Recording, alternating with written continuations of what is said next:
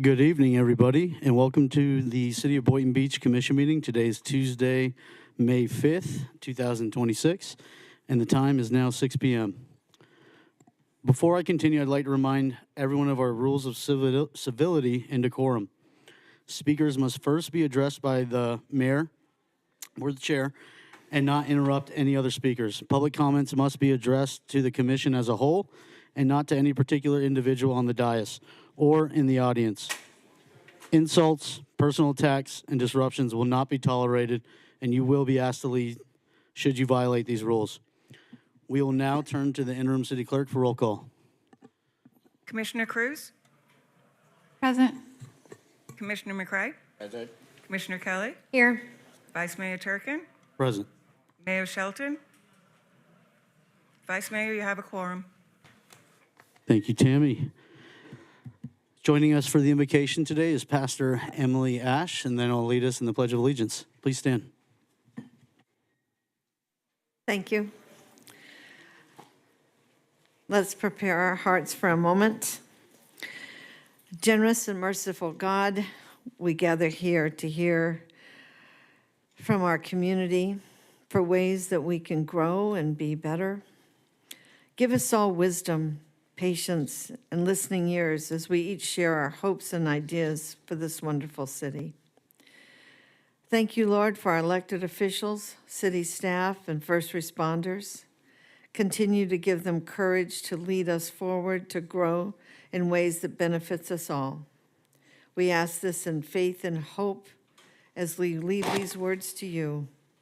In all these words we say, amen.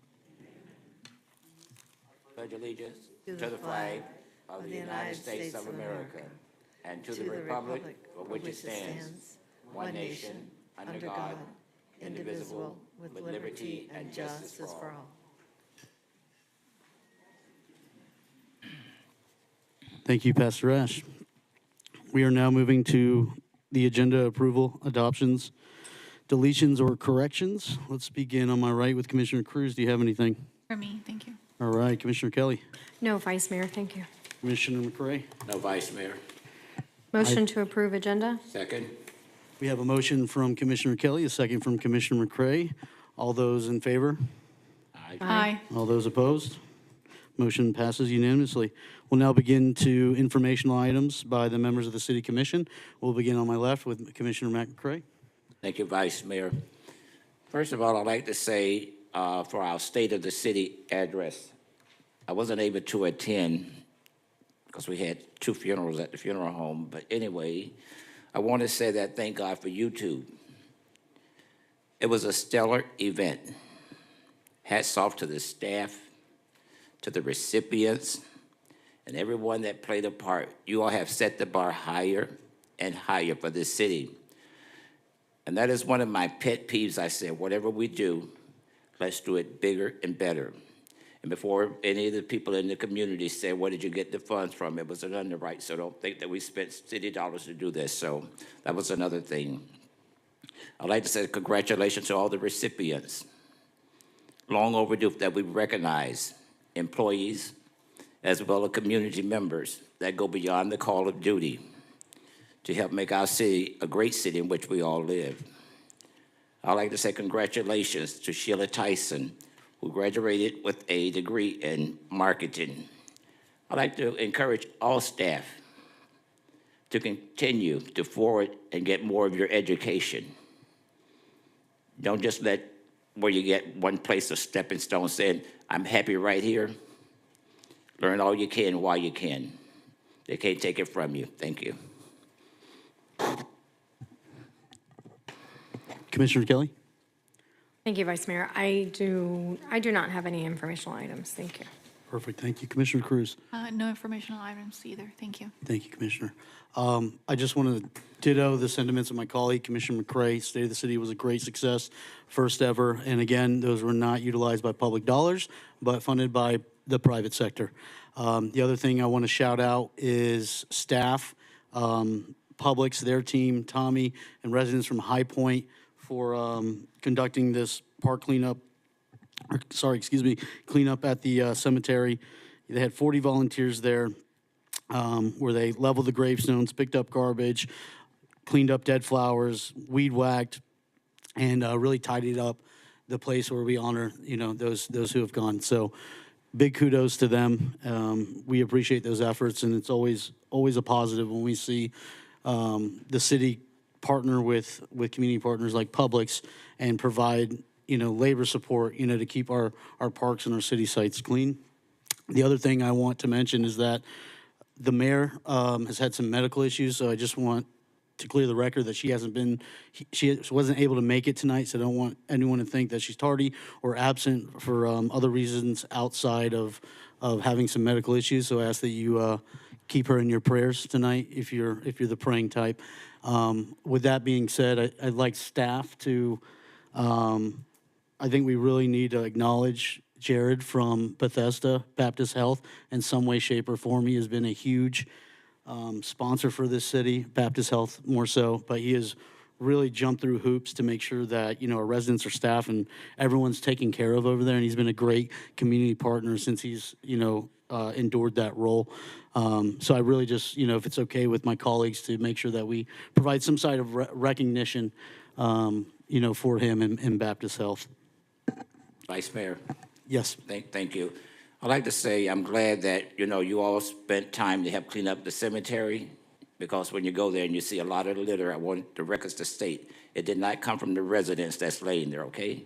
Thank you. That's right, Commissioner Craig. All right, if we have nothing further, I'll ask that we move to announcements, community, and special events and presentations. First off, we'll kick it off with, sorry, I don't have the full name here, but S. Elizabeth Martin from the Palm Beach County Commission on Ethics. You guys can come to the podium.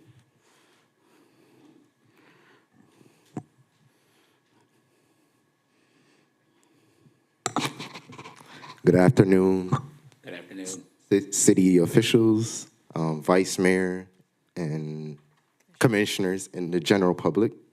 My name is Kevon Simpson. I'm a student intern at Florida Atlantic University, working with the Palm Beach County Commission on Ethics. This is, go out. This is Elizabeth Martin. She's the education outreach manager in our office. And our goal is to foster integrity in local government. In 2010, the Commission on Ethics was established as a result of a grand jury recommendation in 2009, following a number of ethical issues in our county, some that led to criminal charges. Today, our office provides transparency, oversight, and accountability for more than 10,000 elected officials, public employees, and advisory board members. We also serve 39 municipalities across Palm Beach County. Our role is to administer and enforce the county's ethics laws using fairness, clarity, and common sense. We work to make sure public officials act independently, avoid using their positions for personal gain, and properly reporting things like gifts or voting conflicts. Everyone under our jurisdiction is required to complete our ethics training. This includes county employees, elected officials, advisory board members, and others who work with the county.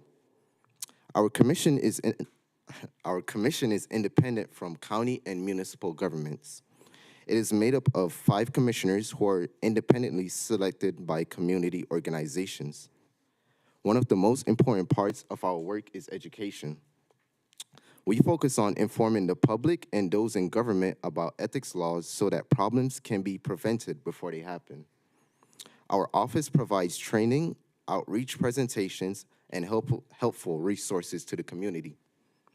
You can also find advisory opinions, gift reporting forms, voting conflict forms, outside employment forms, and other information on our website. While the commission does have the authority to issue letters of reprimand or letters of instructions, our main goal is prevention through education. Our motto in the office is ask first, act later. In closing, the Code of Ethics helps ensure transparency and integrity in our local government. Public trust is essential, and we appreciate your support in helping to promote ethical leadership in our community. If you have any questions or would like more information, please contact the Commission on Ethics at 561-355-1915 or follow us on social media at PBCCOE. Thank you. Thank you so much. Thank you. Okay, moving forward. Item 3B, we're going to have a proclamation for Mental Health Awareness and Trauma-Informed Care Month, and I'm going to give it to Commissioner Kelly to take it from here. Thank you, Vice Mayor. I will be reading the proclamation that will be accepted by the Boynton Beach Mental Health Committee founder, Gerda Klein. And so I'll read the proclamation and then you'll join me in the front. Whereas mental health is essential to everyone's overall health and well-being, and everyone experiences times of stress and struggles in their lives, and 1 in 4 adults and 1 in 5 youth ages 13 to 18 experiences serious mental illness. 60% of adults and 50% of youth do not receive the treatment necessary for their mental health needs due to limited or no knowledge of the needs, barriers to care, or fear and shame. And whereas research recognizes that adverse childhood experiences, ACEs, are traumatic experiences that can have a profound effect on a child's developing brain and body and can result in poor physical and mental health during childhood and adulthood. And whereas promoting mental health and wellness leads to higher overall productivity, better educational outcomes, lower crime rates, stronger economies, lower health care costs, improved family life, improved quality of life, and increased lifespan. And whereas the City of Boynton Beach recognizes the work of the Boynton Beach Mental Health Committee impacting awareness and education, access to services, and acceptance of the importance of mental health and well-being to a person's overall success, and supports the implementation of trauma-informed approaches throughout the systems of care. Now, therefore, I, Commissioner Amy Kelly, and Mayor Rebecca Shelton of the City of Boynton Beach do hereby proclaim the month of May of 2026 as Mental Health Awareness and Trauma-Informed Care Month. Thank you.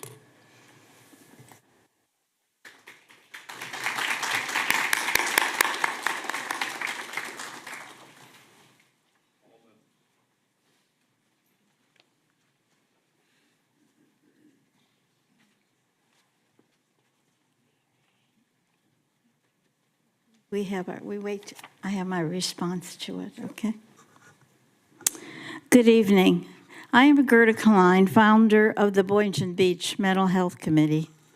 And on behalf of our dedicated members, I'm honored to accept this proclamation and thank you for the city's recognition that May is Mental Health Awareness and Trauma-Informed Care Month. I recognize and thank our committee members and community partners who traditionally stand with us for this presentation, wearing green, the national color for mental health. For the past 11 years, this proclamation, which is taking place in many situations in many locations in the county, signals the start of the county-wide Get Your Green On campaign. This year, we call it Get Your Green On 365 because we want to keep it going all year long. The county's main event of this campaign took place at the Delray Beach Community Center this past Saturday, with an amazing turnout of families from around the county enjoying entertainment, good food, vendors, wellness demonstrations, and discovering helpful resources, all under the theme, Rooted in Resilience.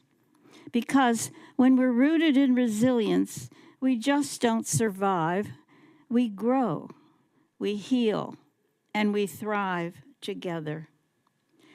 Make sure you'll be taking lots of green selfie and group photos on May 19th, which is Get Your Green On Day, and posting them on Facebook. County-wide organizations have scheduled many educational programs and activities throughout this month, listed on the Get Your Green On 365 website. Boynton Beach Mental Health Committee is offering an enlightening mental health book discussion on May 20th at 5:30 at the library on the book The Balancing Act by Nedra Glover Tawwab. Support should feel mutual and not one-sided, she says. What happens when we don't live our lives in balance? Let's read about it, then talk about it. So, men and women, get your copy of the Balancing Act at the City Library and join us. Now I am very pleased to introduce Brianna Mantain, the current Vice President of Teen Coalition in Action, a dynamic program of the Palm Beach County Behavioral Health Coalition, designed to encourage youth to use their own voices to help their communities understand their mental health needs so we can all work together to build a more resilient community. She's going to be reading the other. You want to stand there while she does that? Okay. These youth who are in this program are change makers. I want you to please listen very carefully as Brianna, representing the voices of all county youth, reads the Palm Beach County Youth Proclamation declaring that May 2026 is Mental Health and Trauma-Informed Care Awareness Month. Brianna?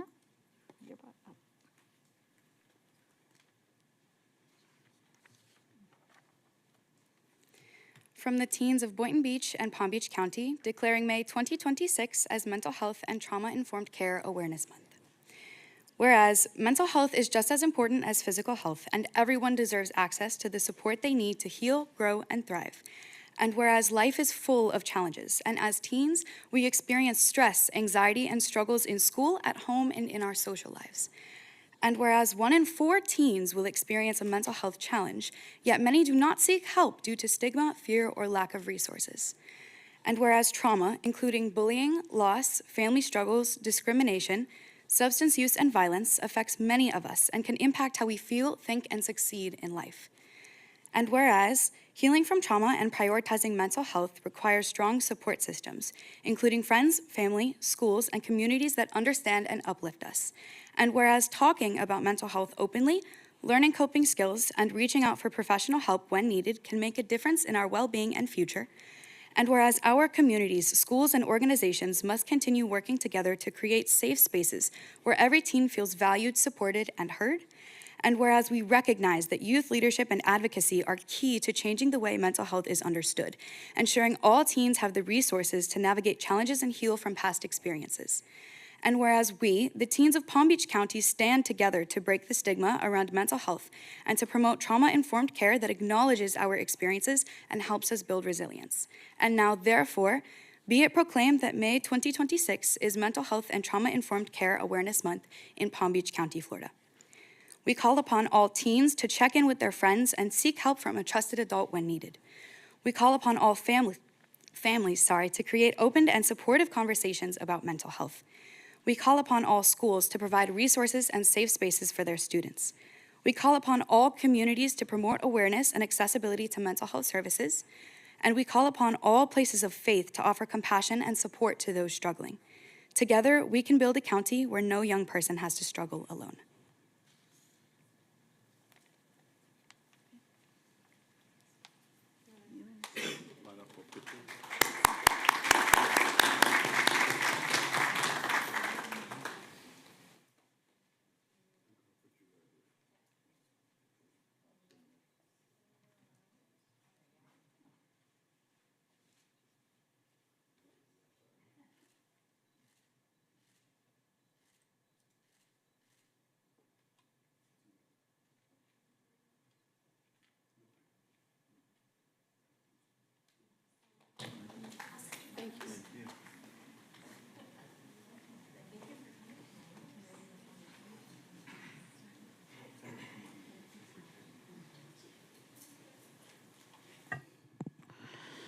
Thank you so much to the Boynton Beach Mental Health Committee for all you do, and thank you, Commissioner Kelly. We're going to move forward to the next proclamation. This is for National Police Week and Peace Officers Memorial Day. And I'll go ahead and read this into the record. Do I have an idea of who's going to be accepting this proclamation? Chief? Oh, gosh, all right. I'm just kidding. All right. Whereas the Congress and President of the United States have designated May 15th as Peace Officers Memorial Day and the week in which it falls as National Police Week, and whereas the members of the Boynton Beach Police Department play an essential role in safeguarding the rights and freedoms of the citizens of Boynton Beach, and whereas it is important that all citizens know and understand the problems, duties, and responsibilities of their police department, and that members of our police department recognize their duty to serve the people by safeguarding life and property, by protecting them against violence or disorder, and by protecting the innocents against deception and the weak against oppression or intimidation.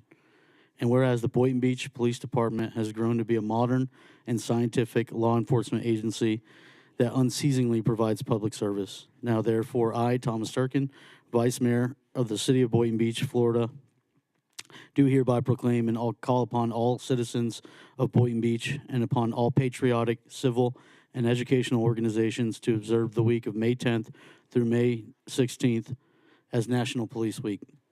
I further call upon all citizens of Boynton Beach to remember Thursday, May 16th, 2026, as Peace Officers Memorial Day. We might want to double check the date on that one. In honor of those peace officers who, through their courageous deeds, have lost their lives or become disabled in the performance of duty, I have thereunto set my hand and caused the seal of the City of Boynton Beach, Florida, to be affixed at Boynton Beach, Florida, the 5th day of May, 2026. Say that 5 times fast. Go ahead, Chief. Sure. Thank you for the proclamation. Thank you for the recognition of Police Week. Starting next week on Monday, May 11th at 10 a.m., we're going to have a police memorial ceremony on the front lawn of the police department. We had it last year. It was a wonderful event. Looking forward to seeing everybody, and obviously open to the community to attend as well. This last year, we did lose a former Boynton Beach police officer who was a current officer in Colorado, Detective Troy Rain, so he'll be recognized during that ceremony. But I just want to thank the commission, the city manager's office, for your support, also for lighting up the tower, so thank you. Thank you, Jim. Andrew, you want to say anything? I'm good.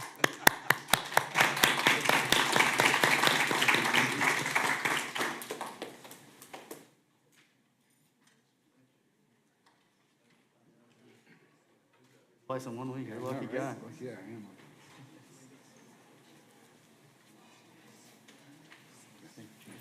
Appreciate it. Thanks again.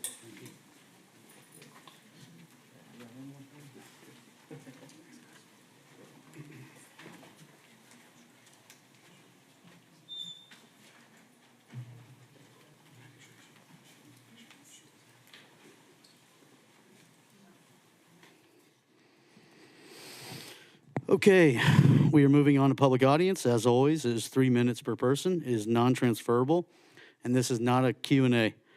Same rules as always apply. The speaker must address the commission as a whole and not to any individual on the dais or in the audience. Insults, personal attacks, and disruptions will not be tolerated, and you will be asked to leave should you violate these rules. After we have concluded those in person, we will go to those that are online.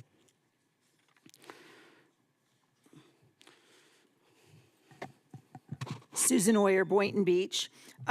So I see, according to the newspaper, that the Town Square project is now called Octavia. So I'm looking forward to learning more about time equities and their role in this. And I'm looking forward to hearing more about this as we move forward.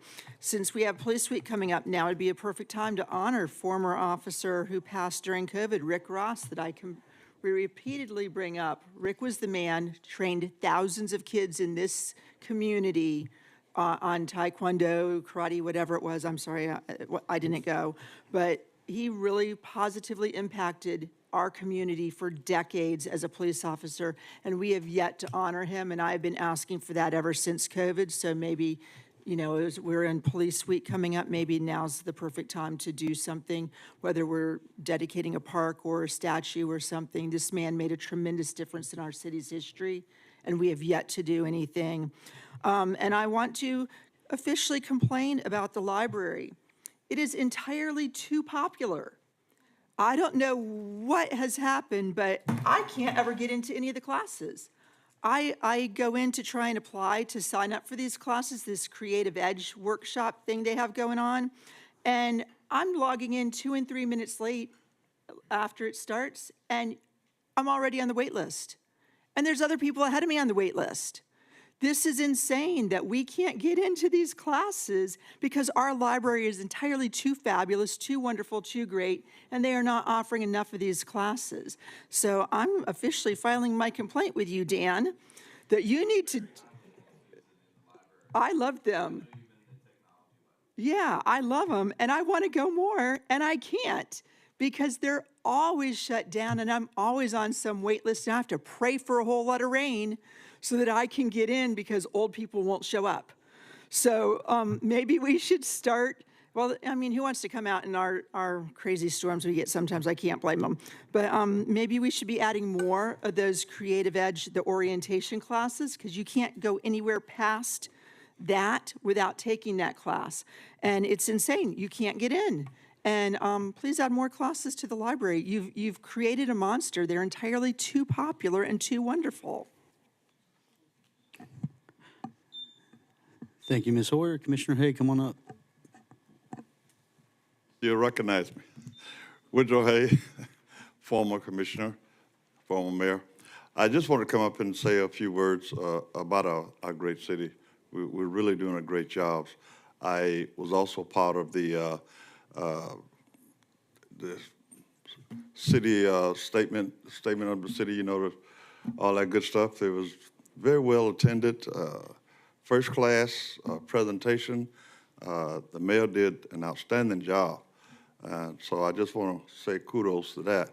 Also, I'm official now, the PD chaplain for another few years, as long as I can stand up and on this side of the grass. I also like to say that as president of the Mental Health Committee that you just gave the proclamation to, I didn't have my green shirt on because I'm part of another organization called the MVP Men, Men of Vision and Purpose. And we've been doing great work for quite a while here in the city of Boynton Beach, one of which this past Saturday, we served the mothers, pre-Mother's Day dinner, and we served them, and it was a great event. Then we turned around and on, was it Sunday afternoon? Yeah, Sunday afternoon, we served another group of mothers on Mother's Day.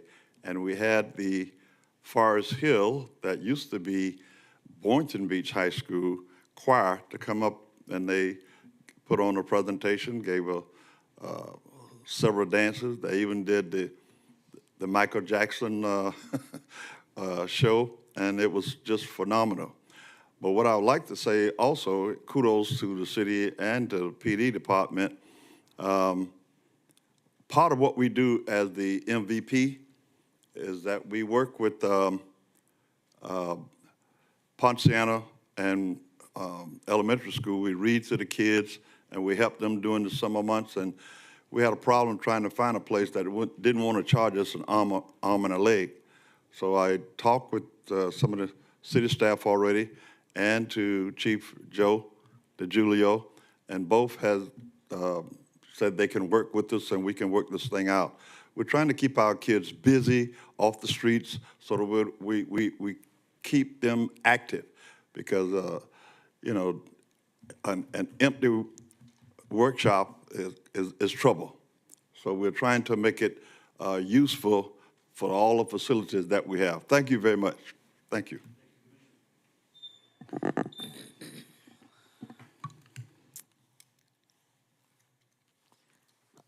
Good afternoon, evening rather. My name is Brenda Williams. I live at 337 Northeast 24th Avenue. I want to acknowledge my commissioner. I wasn't here when they had the swearing-in ceremony because they changed the date, but I wanted to acknowledge him to let him know that I'm glad that he's on the commission. Thank you.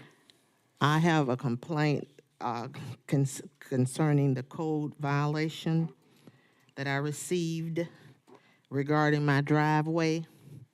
And I've been in my house since 1975, and I had no violations on my house.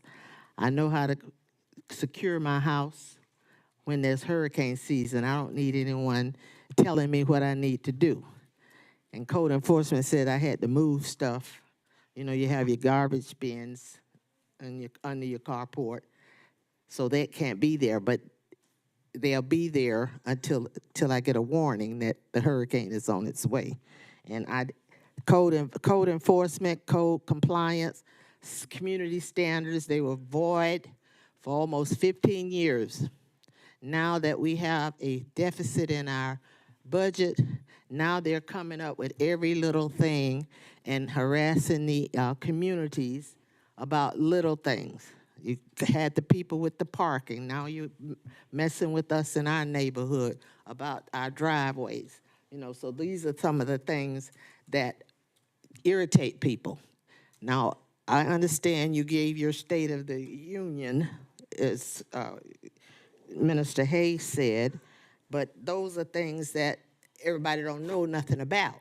All we know is what happens when you come in my neighborhood and leave these notices on my door. House next door to me for 15 years have been abandoned. The city took it over. Once they took it over, they haven't done anything. You know, so who am I to complain to about that hazard that's been there for 15 years? So I would appreciate someone getting back to me. These high-rises that we're building in this city is too many. I'm waiting for an accident when you open up that building over there across from Bud's, because you can't turn left, you can only turn right, and somebody's gonna have an accident and somebody's gonna get killed. And you all need to look into that. Now, you said it was the former commissioners that approved all these high-rises.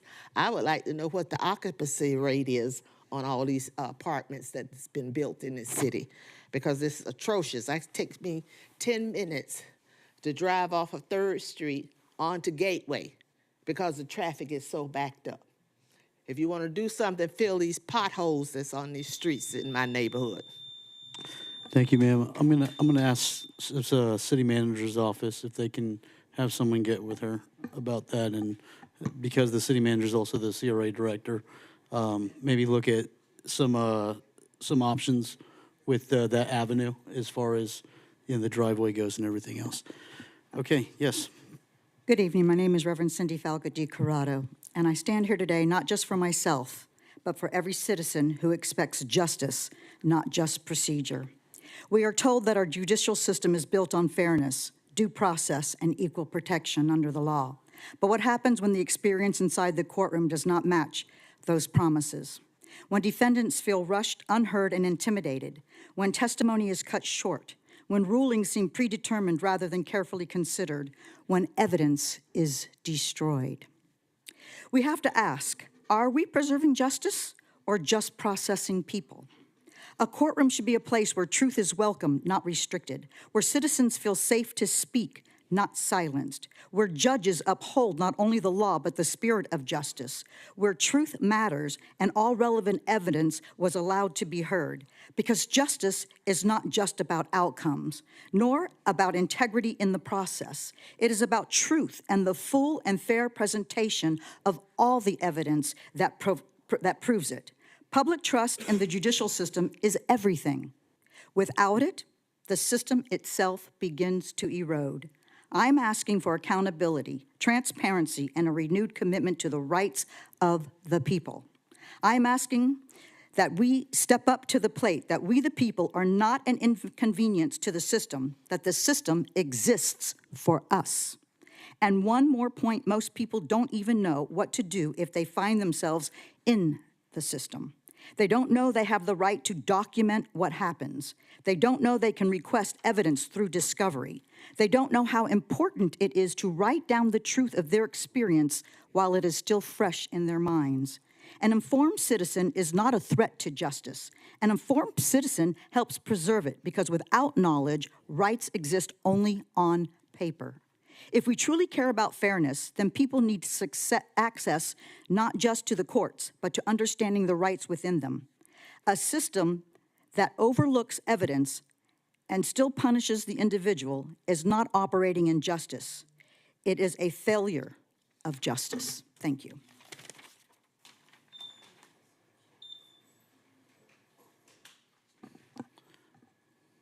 Good evening, Commission. My name is Naomi Cobb, and I am a resident of Boynton Beach. I'm at 1007 Southeast 3rd Street in Boynton Beach. I purposely chose to live in Boynton Beach. I've been a resident of Boynton Beach now for 11 years. I've been in my home for 6 years. I come to you tonight because not just as a resident and a citizen of Boynton Beach, but I come as a volunteer, one that sat on that dais as the chair of the CRA Advisory Board. We did great work in this city with great staff.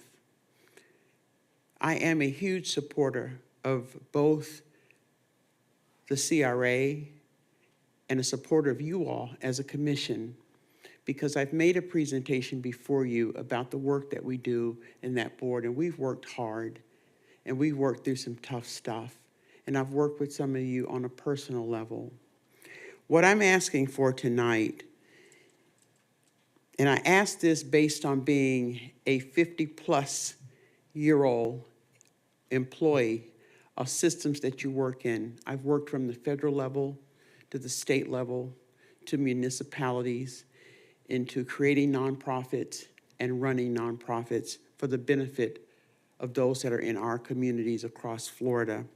I've also had the great pleasure of also providing ethics training to the judiciary in the state of Florida, and have done that many times. What I'm asking for tonight is for you all to, as you're revamping the CRA, that you do so with clear accountability, that you do it and never forget a volunteer's role in what we do in this city. It's not just you all, it is all of us too, who are just members of this community.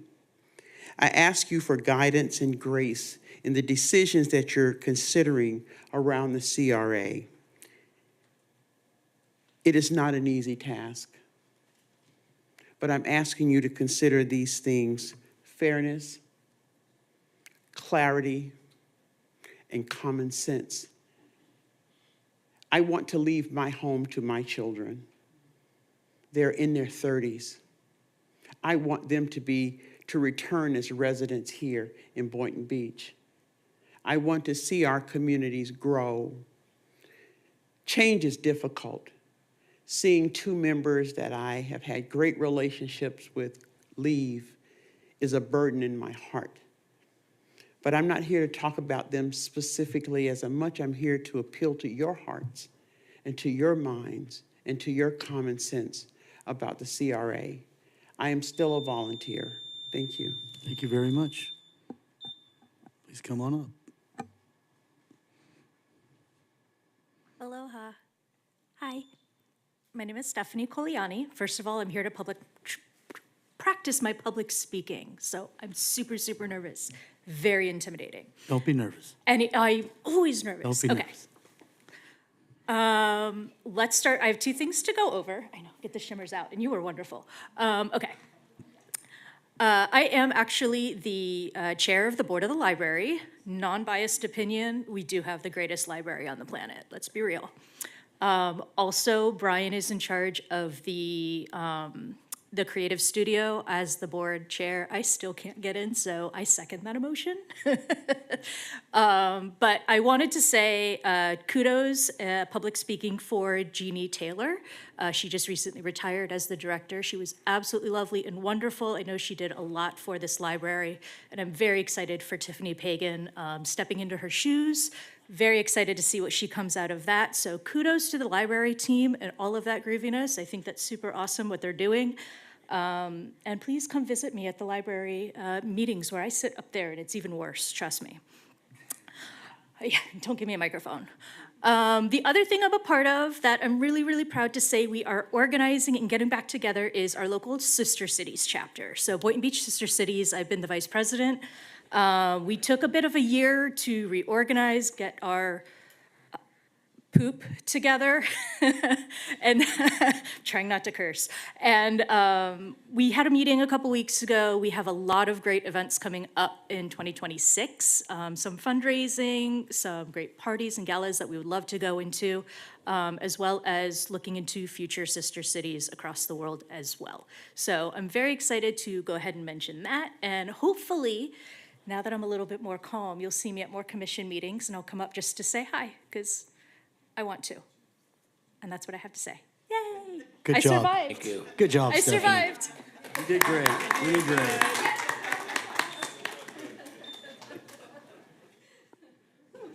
Please, ma'am. Hi, Melissa Hagens, 2240 Northwest 2nd Street.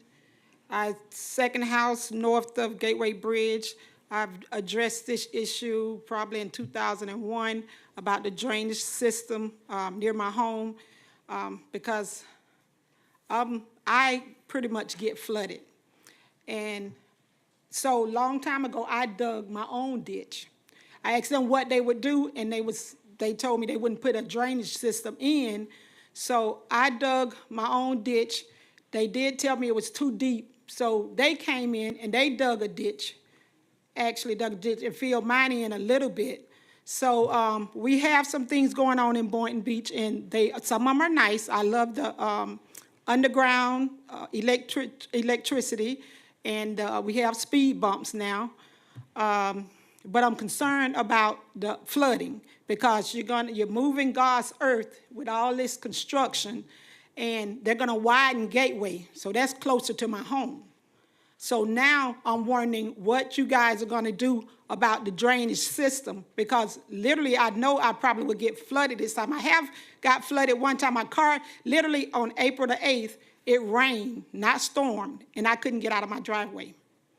So I have had water to come all the way up to my door. My car was flooded. They had to rip it apart and try to put it back together.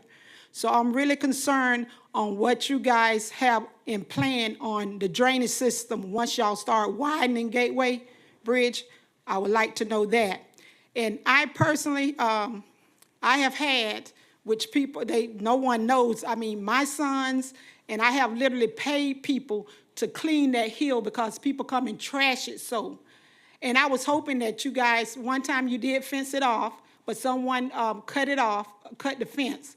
I was hoping y'all had maybe y'all was gonna put a wall or something there, because it's, one time the mayor was talking about put a sidewalk there. Why, I don't know. The people that live up the road, they can walk around. They shouldn't come down to the end. They don't come and try to take care of the place. It's another way that they can get, to the main highway. So I'm hoping y'all can help me out with that too, because literally I came out of my pocket to have people to clean that hill. And because they used to have the convicts and stuff clean it, but that's no longer in, they don't do that. And anybody knows, well, the police should know that if somebody come into my neighborhood, I do have cameras and I will give it to them, because I don't want violence, I don't want trash, I want a decent neighborhood. I am a citizen, and I would like you guys have codes and stuff that we have to abide by. Now, I'm hoping you guys actually, I'm just one person, I'm on down on the end. Everybody's not getting flooded, so everybody might not be concerned about me, but I hope you guys are. Thank you so much, ma'am. I'm going to ask staff if we have someone from Stormwater Utilities to maybe get with her. I know we have a few projects ongoing, and maybe her residence is in one of those projects. So if staff can get with her, that'd be great. Vice Mayor, I was just gonna also with Andrew, if Kevin can get with her, because FDOT is the one who's doing that project at Gateway. I think Gateway's the next one after Boynton Beach Boulevard. So if he can get with her and just maybe they can look at the FDOT plans and make sure that there's some plan in place to see what their plan is for that. Thank you. Thank you. Reverend Ames, please. Good evening. Pastor Richard Dames, a long time resident of Boynton Beach, not as long as former Vice Mayor Hay, but I've been here for a very long time.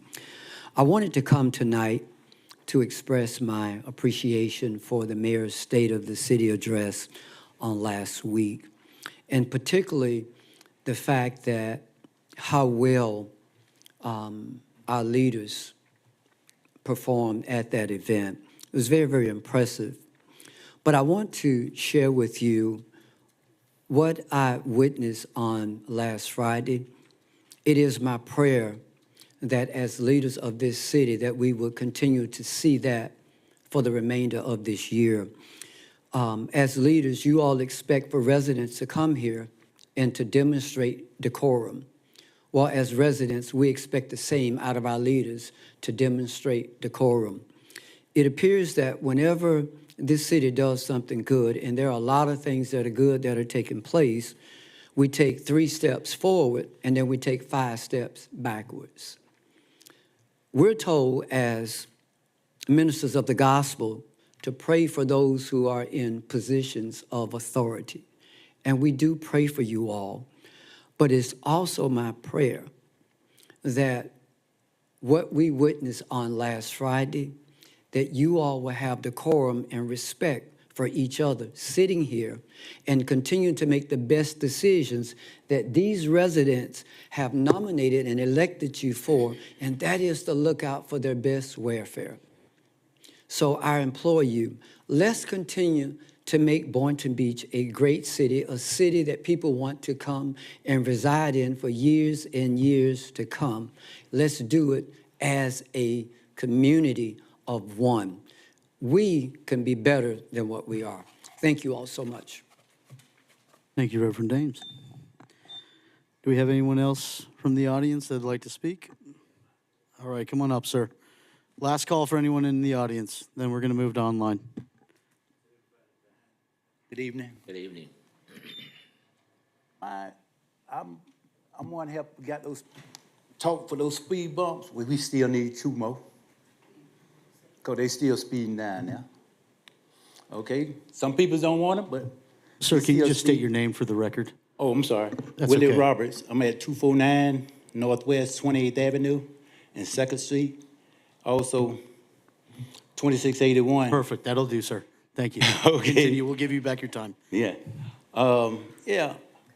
I understand we got those underground things that going on and the cables going on, but we ain't getting our garbage picked up. Okay? It's garbage on the ground now. Okay? Been there since, I guess, Monday. Mine's been there since last week. And we need to get, I know they have backups. I work for the city of Boynton, and I work for the city of Boca. And I know the system inside and out. Okay, and I know just the button to push to get what you want done. So even at that rate, it doesn't matter. I know that the garbage shouldn't be on the ground. That's what I'm concerned about now. That's it. Thank you, sir. Moving on to online. Commissioner Kelly, do we have anyone online? Vice Mayor, there's nobody online. Thank All you. right, perfect. That concludes public comment. We're going to move on to the administrative portion of the agenda. Advisory board and appointments. The first one goes to Commissioner Mac McCray for the Art Advisory Board. I'd like to appoint Anthony Garofalo. Second. All right, we have a motion. We have a second from Commissioner Cruz.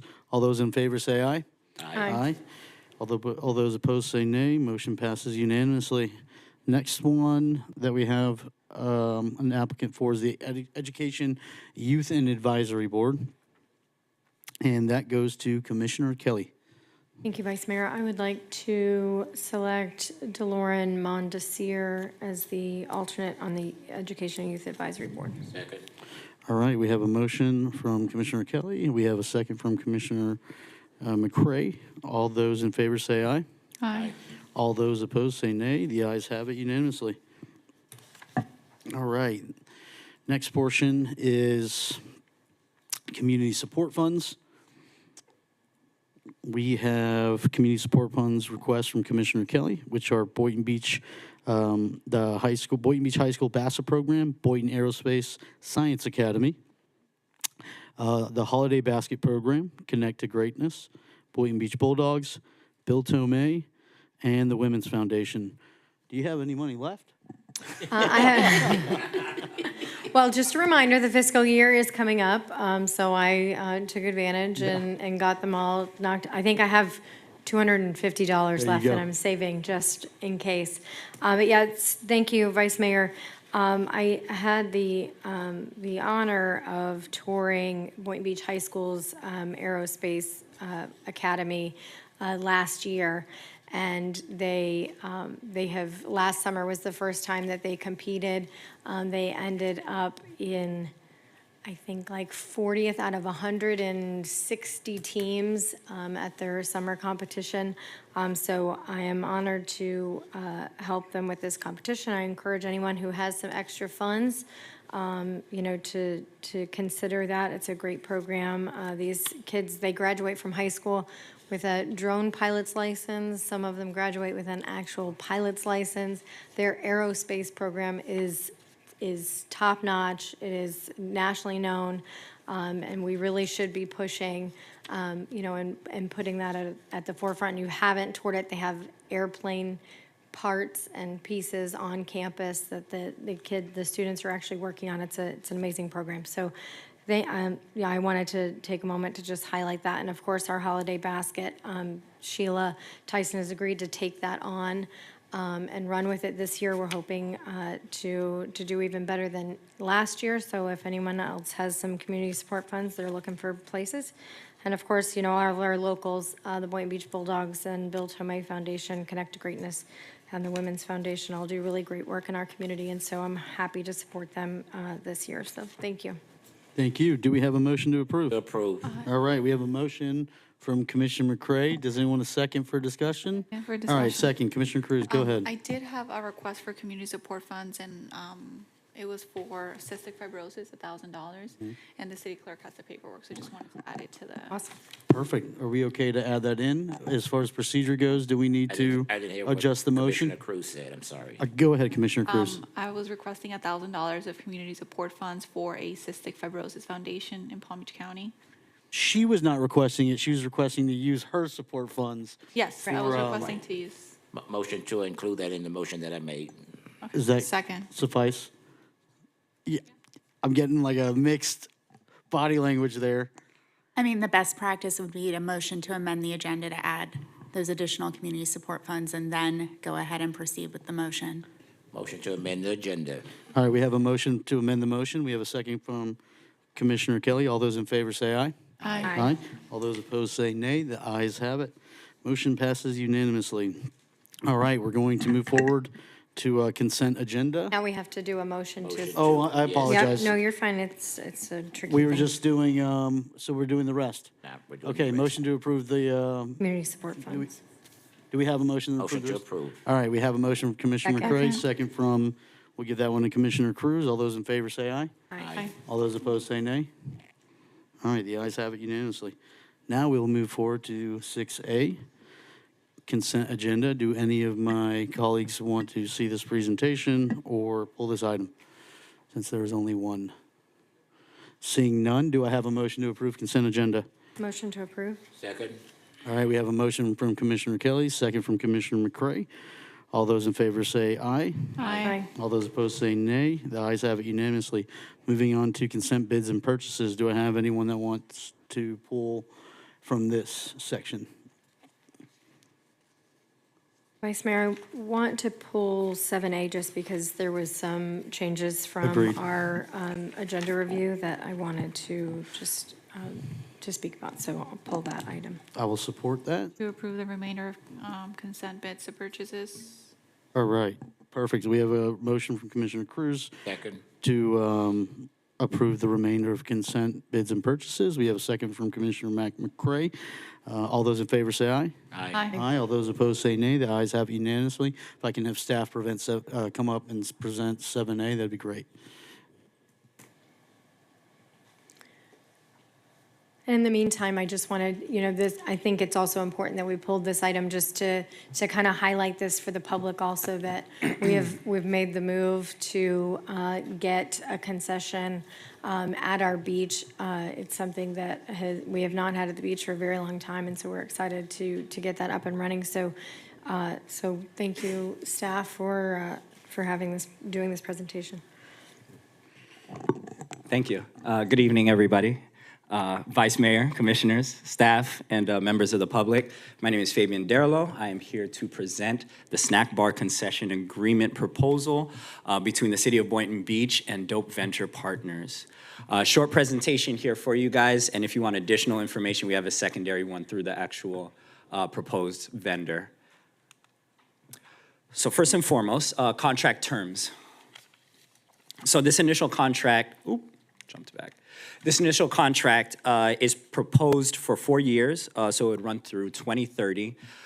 There's one additional 4-year term renewal option, 180 days written notice required for any non-renewal or any cancellations and such. Termination for cause, 30-day cure period with written notice. Termination for convenience, a minimum of 6 months written notice by the city. There'll be a $5,000 security deposit issued upon move-in.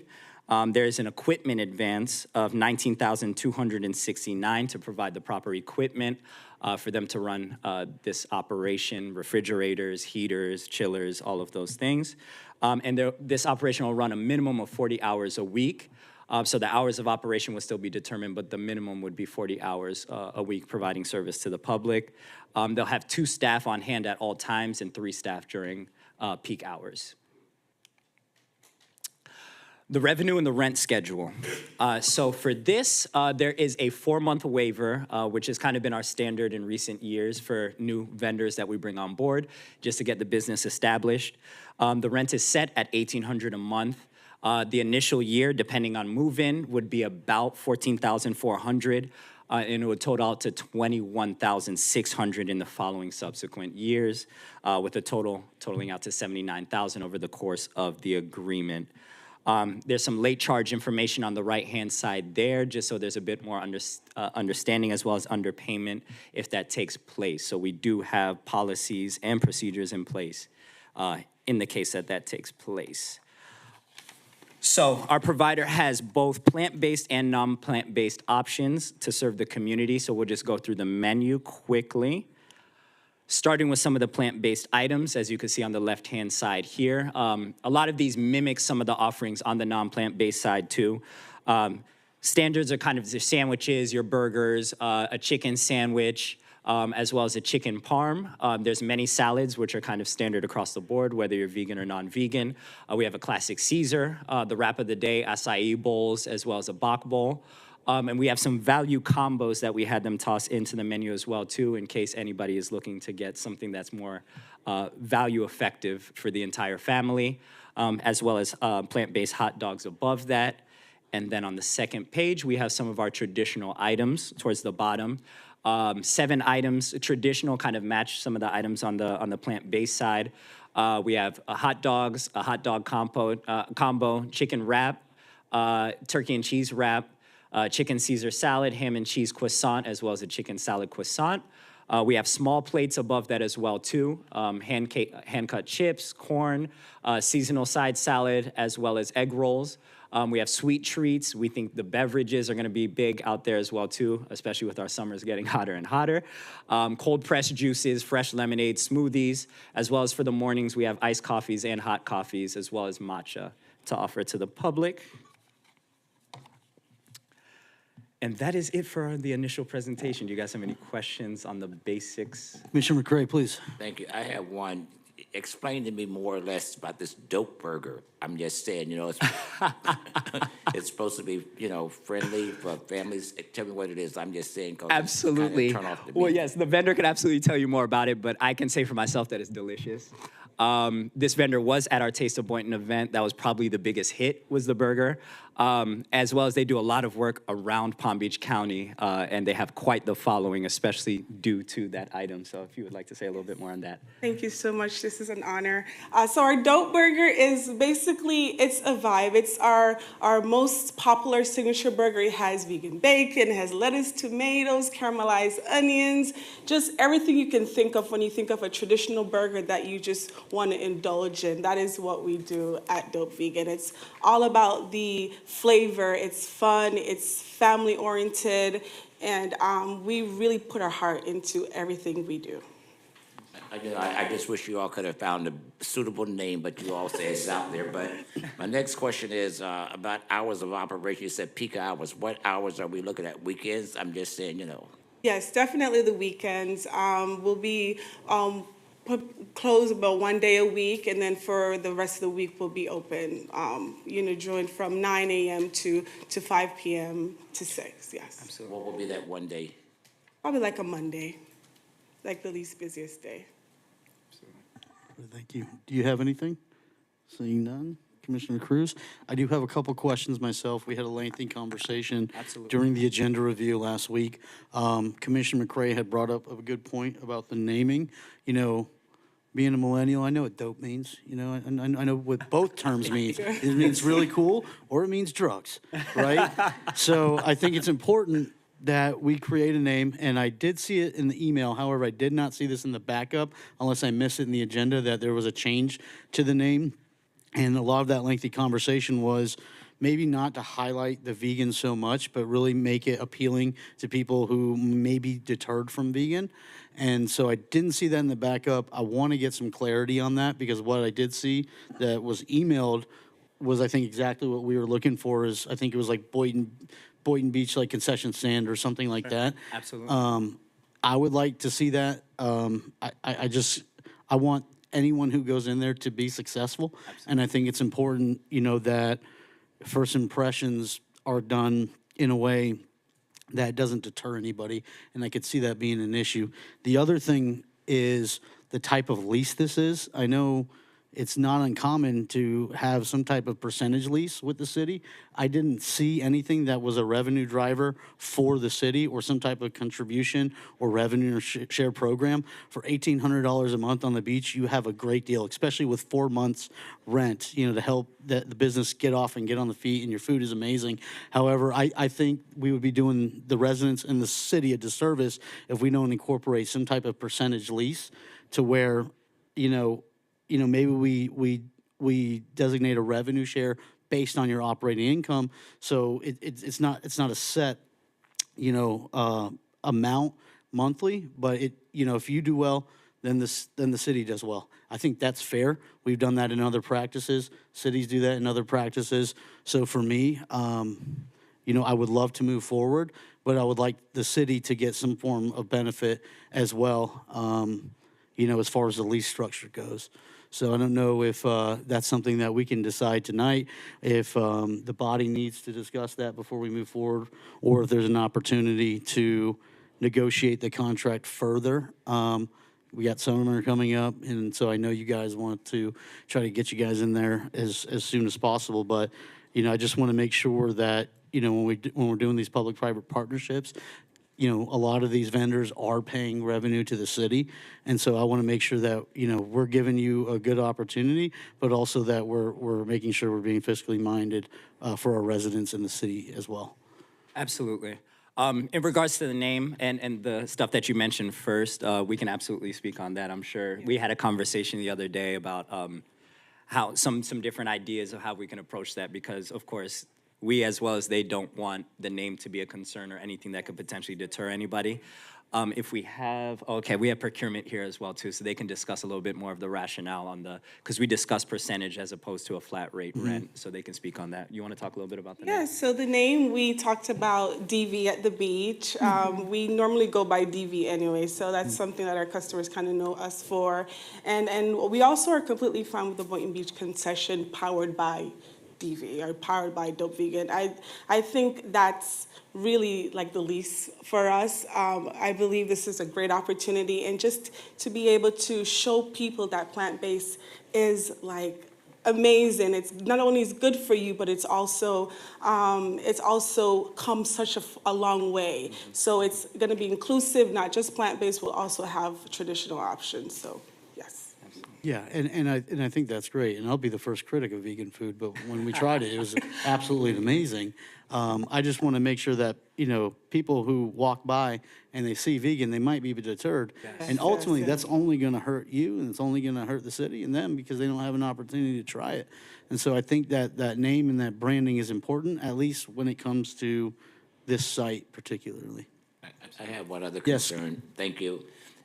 Eco-friendly, I'm just saying, you know, what type of utensils you all will be using. I'm just saying for beach cleanup and stuff like that. I don't want us to put a restaurant over there, your place over there, and people start complaining about trash, you know, but, you know. Great point. Yeah, definitely sustainability. Even at our current location, we use paper straws. We're really big on recyclables. So it's just kind of inner fiber. It's a given, yes. Right, whatever needs to be worked out, I'm in favor of working it out so that we can go ahead and get you all in. I'm in favor of moving ahead, you know, and I like vegan, but I'm not gonna run over nobody to get it, okay? I still like my burgers. Yes, Commissioner Cruz, did you have something? No? You look like you have something, no? All right. So yeah, if we can hear from procurement about the lease, because I have one more question. Good evening, Vice Mayor, Commission, City Management, City Attorney. Andrew Oswadowski, your Procurement Director. So the $1,800 a month, we looked at basically what some of their contracts we have in the city, and there's some where, you know, they're 3% on $5,000, which literally comes out to like $100 a month. You know, it's to have these numbers, and Alan can, you know, echo this, to set up contracts like this, allows us to budget better, allows us to understand our revenue. You know, we'll do whatever the commission wants at the end of the day, but we just kind of took, you know, a different look on this whole thing, and especially with our CFO coming from the private sector, you know, he had a lot of input to the thing. Thank you, Andrew. What we did was we actually upped the rent, basically looking at what we thought the revenue was going to be to kind of cover that, to guarantee that going forward, because there are also a lot of days where the beach isn't working due to inclement weather and things like that. So what we ended up doing, working with them, was, hey, let's up the rent, because reconciling $150, I'm looking at from a resource perspective, it actually costs the city more to reconcile $200, $300. So that was really kind of what we did from a cost plus analysis. Fair point. My other question is, do we, so my understanding is that a 4-year contract, and so does that rate stay the same for those 4 years, or is there going to be a CPI increase? There is no CPI increase, no. So I would be, I think. Actually, no. No, wait, hold on. Yeah, okay. I don't think it is. I think we had an escalator in there. I think there is a 3% escalator. I don't remember. I can't see that because I don't have my glasses on. It says rent shall increase at a rate of 5% 5%, over the base 5%, rent yeah. during 5%, year yeah. 4 of the initial term. Correct. During year 4, but not annually. So it seems like that percentage increase starts after the first term of the contract. Yeah, so our idea was we wanted to get them off the ground and running. I mean, if it's your prerogative for us to sit back and go negotiate with them again and basically Well, say. I just we'll think look at when the we growth. look at the contracts, you know, to not do a CPI increase, it's bad business practice, I think. Ultimately, I have no doubt in my mind that this business will be successful there. What I don't want to do is set a precedent that we're not doing CPI increases, so everyone can flood to the city of Boynton and say, we want that contract, we want what they have. And so I think it's fair, it's common practice to do an annual CPI increase, or at the very minimum, leave that for annual negotiations. We can do that. So I think If that that's- could be a common ground, you know, where we can get this thing started. You know, maybe it's not a revenue share, but to be fair to all the other vendors in the city, future vendors, I think it's good practice, you know, it's good business to incorporate or at least discuss a CPI increase instead of just doing a 4-year contract and be locked in, you know, we never know what's going to happen. Yeah. We might have some unforeseen costs that the tenant is not going to be on the hook for.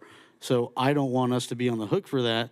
And then again, set the precedent that, you know, we're going to give you a great rent, we're going to give you 4 months, and you're also not going to have a CPI increase, because ultimately, you know, then we do it for one, then people could argue we need to do it for all. So my position would be, you know, move forward as it is without the revenue contract, but at least allow language in the contract that we can negotiate a CPI increase annually, because that's good business practice. Very reasonable. Yeah. I mean, that's up to my colleagues, but that's my position. I think that's fair for everyone. If the tenant's here, if she thinks that's fair, I think that's fair. I'd like to move. Offer a motion, please, on that aspect, that CPI increase. I'm just saying we come back once a year and negotiate. Okay, so we have a motion to approve the contract with an amendment to allow an annual CPI, I guess, negotiation. Well, we could simplify it. I think 5% is certainly fair. Yeah, what if we were But from my understanding, Talking to Mike. Depends, yeah. Oh, I think that's like, we could lock it in at 5%. I think that's pretty standard and fair, which I don't think. we want to lock it in at 5%, but we're going to start this annually. Yes, sir. Okay. At year 2. I Year agree with two. year 2, Yeah, yeah. of Give course, them yeah. at least 2 Yeah. full years to actually, you know, get Going into going year and 2. running, Yeah. yeah. That's Okay. fair. All right, so we have a motion from Commissioner McCray to move forward with the contract as it's presented before us, with an amendment to instill a 5% annual rent increase beginning year 2. Is that correct? Did I say all that? Yeah, it's correct. All right, do we have a second? Second. We have a second from Commissioner Kelly. All those in favor say aye. Aye. Aye. All those opposed say nay. The ayes have it. Congratulations, Dope Vegan.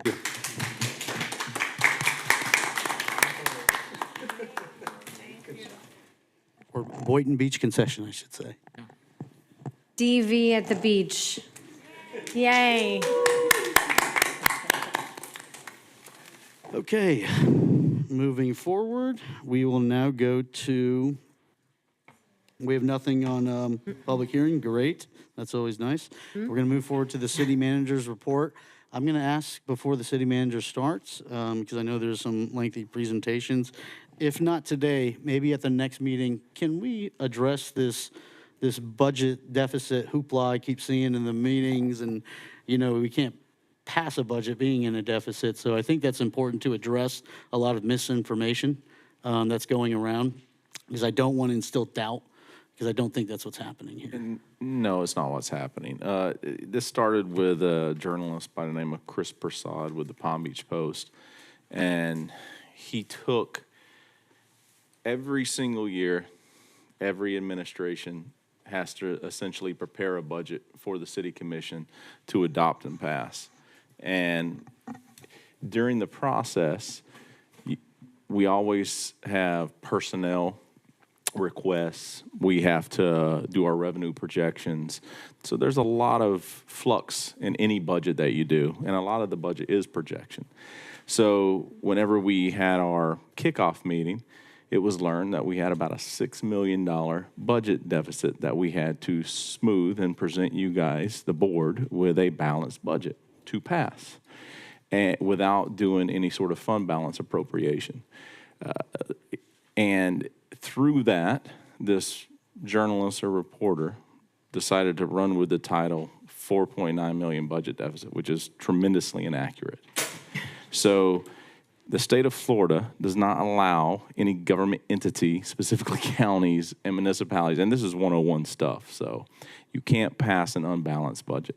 So that's where this whole rhetoric came from. There is no budget deficit this year. There's not going to be a budget deficit next year.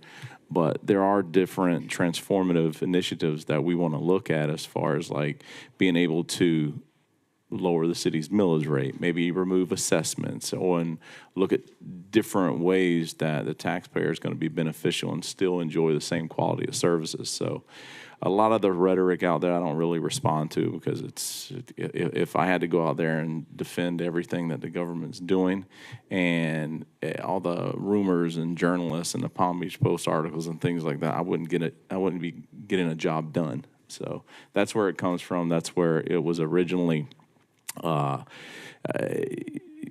talked about. But going forward, I don't really think that from the city's perspective, I'm even going to choose to respond to that specific journalist or amongst others with the Palm Beach Post. So that's unfortunately the city's stance that we're going to have to take, because a lot of the reporting is inaccurate. Yeah, thank you, Dan. I just want to make sure that the residents know and the public knows that this is completely spun out of reality, and which is no surprise. But thank you for that clarification. And if we can have staff start with the city manager's report, I don't know if you want to introduce it or if your staff is ready to present this item. Thank you. At our last meeting, you asked for an update, and I think going forward, we're doing some very specific updates, but I think quarterly, we will be bringing back to you a update on the CIP in general. Our new CIP division director started today, or Monday, and so we're looking forward, and hopefully he'll be the one doing that at the next meeting. I do have a couple of the directors here. We have Poonam Kalkit. Fabian's going to do something for playgrounds, and then Kevin's going to finish it up for paving. Perfect, thank you. Excuse me, Andrew, before we move forward, you said we have a new CIP director. What is the name? Sean Shutton. Are they here? I don't believe he's here today. Sorry. We'll make sure he's there at the next meeting, though. Thank you.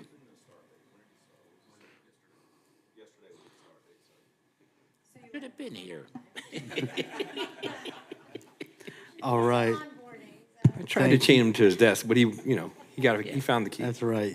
You guys scared him already. Okay, Dr. Evening. Calcutt, please. Good evening, Vice Mayor, Commissioners, City Manager, Deputy City Manager, residents. We're going to have David Cohen here. He is our consultant for this project for Chapel Hill drainage improvement. So he's going to give you an update on this. We have been working hard on this. We are almost up to 60% design, so really moving forward.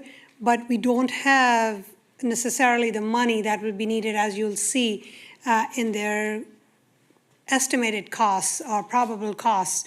So we are looking for grants. In their contract, the scope of work also included looking for grants. So they are actively looking at that, and they've attended some seminars. They'll talk a little bit about that. But this is a brief presentation on where we are with the drainage project, the proposed timeline on it, as how the grant funding will work, and just to kind of update you, and we can bring back updates down the road in the next few months. So I'll give it up to David. Thank you. I want to thank the commission and the director for giving us an opportunity to share an update with you guys today. So we're going to be updating on the Chapel Hill drainage improvement project. If you want to go, do we have a clicker or is next slide? Oh, there we go. Thank you. Okay, thank you. All right. So so far we've completed a significant amount of work. We've done a complete drainage basin model for the whole Chapel Hill neighborhood. That let us evaluate an existing condition versus some proposed conditions to evaluate what would be the most preferred solution. We resolved some issues about the allowable discharge and how much water can leave the basin, and that's a permitting issue. We have a we had some pre-application meetings with the permitting agencies to understand what their requirements would be and start working through those tasks. We identified the fact that there's a stormwater quality need in this area. I'll talk more about Lake Ida and kind of the impairment that's there. We did a preliminary stormwater pump station design that allowed us to kind of really get the right size pumps for the proposed condition that that was proposed in the preliminary drainage report. Did a comprehensive area-wide utility review, so the design that we proposed we knew could be constructed, and then did a lot of grant research to try to find additional funds for the city to be able to fund some of this project. So one of the things that were a design challenge was the previous conceptual design placed the pump station in the northern park in this neighborhood. That resulted in a very long force main with larger pumps. So when we were proposing on this project, we suggested the location at the end of Sunset Road, which is a parcel that the city currently owns already. And by placing it there, we were able to remove over 3,000 linear feet of force main, reducing the size of the pumps and that cost associated with that force main construction. We also resolved the allowable discharge. The conceptual design didn't address how much water was leaving the site, and we determined what that amount was, and then we're able to size the pump station at a smaller capacity, still getting good results from the improvements, and that is a permitted amount, like an amount that we would be able to permit based on how much water is currently leaving the basin. Lake Ida was identified as an impaired water body for total phosphorus, meaning that we needed to provide additional water treatment. The E4 canal that you see kind of right next to that star there is where this whole basin pretty much discharges to, and that runs to Lake Ida. And so we have to remove a significant amount of phosphorus to meet those requirements from the Florida DEP. And then to do that, we included exfiltration trenches up in the upstream areas of the basin, but then we also added a bioswale retention and detention facility to be able to remove those nutrients. And that created an amenity additionally for the area as an approach. So throughout the preliminary design report, there's a bunch of exhibits, but just to highlight kind of the modeling that was done, you can see here on the left-hand side, the existing 3-year storm. This is a typical storm that we use to be able to see the performance of different options. And so we compare all the options at the same amount of rain being applied. The existing condition is on the left side, and I highlighted 3 areas that were previously inundated during a large event and the flooding that occurred there. And if you look over on the right-hand side for the proposed solution, you can see a significant amount of that orange and red being removed and improvements from the proposed stormwater system. What I'll also bring to your attention is the top graph here shows the existing condition, and you can see that the water stage in this neighborhood rises up after a storm and stays high for a long period of time after the storm. The proposed solution that we have, you can see, immediately draws back down to a significantly low level. So when we get those storms that come back to back, we're able to recover with the system that's being proposed, opposed to other options that we compared. So as part of the preliminary design activities, we take the design that's being proposed, and we come up with an engineer's opinion of probable cost.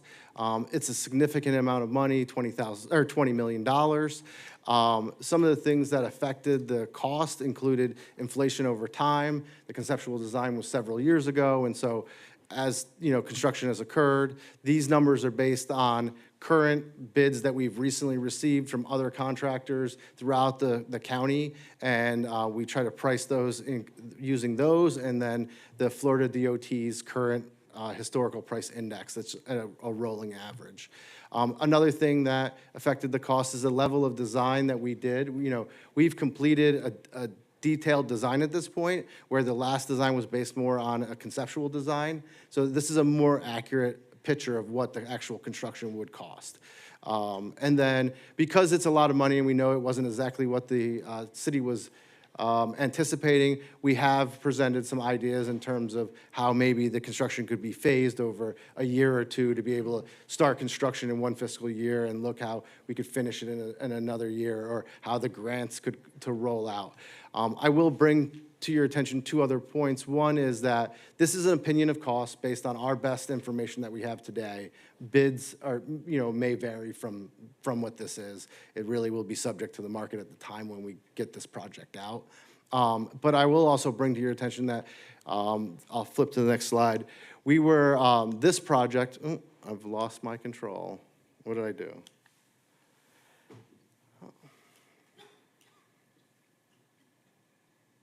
Batteries? Maybe. There we go. There it goes. Delay. Oh, yeah, that's what I needed. All right, we're there.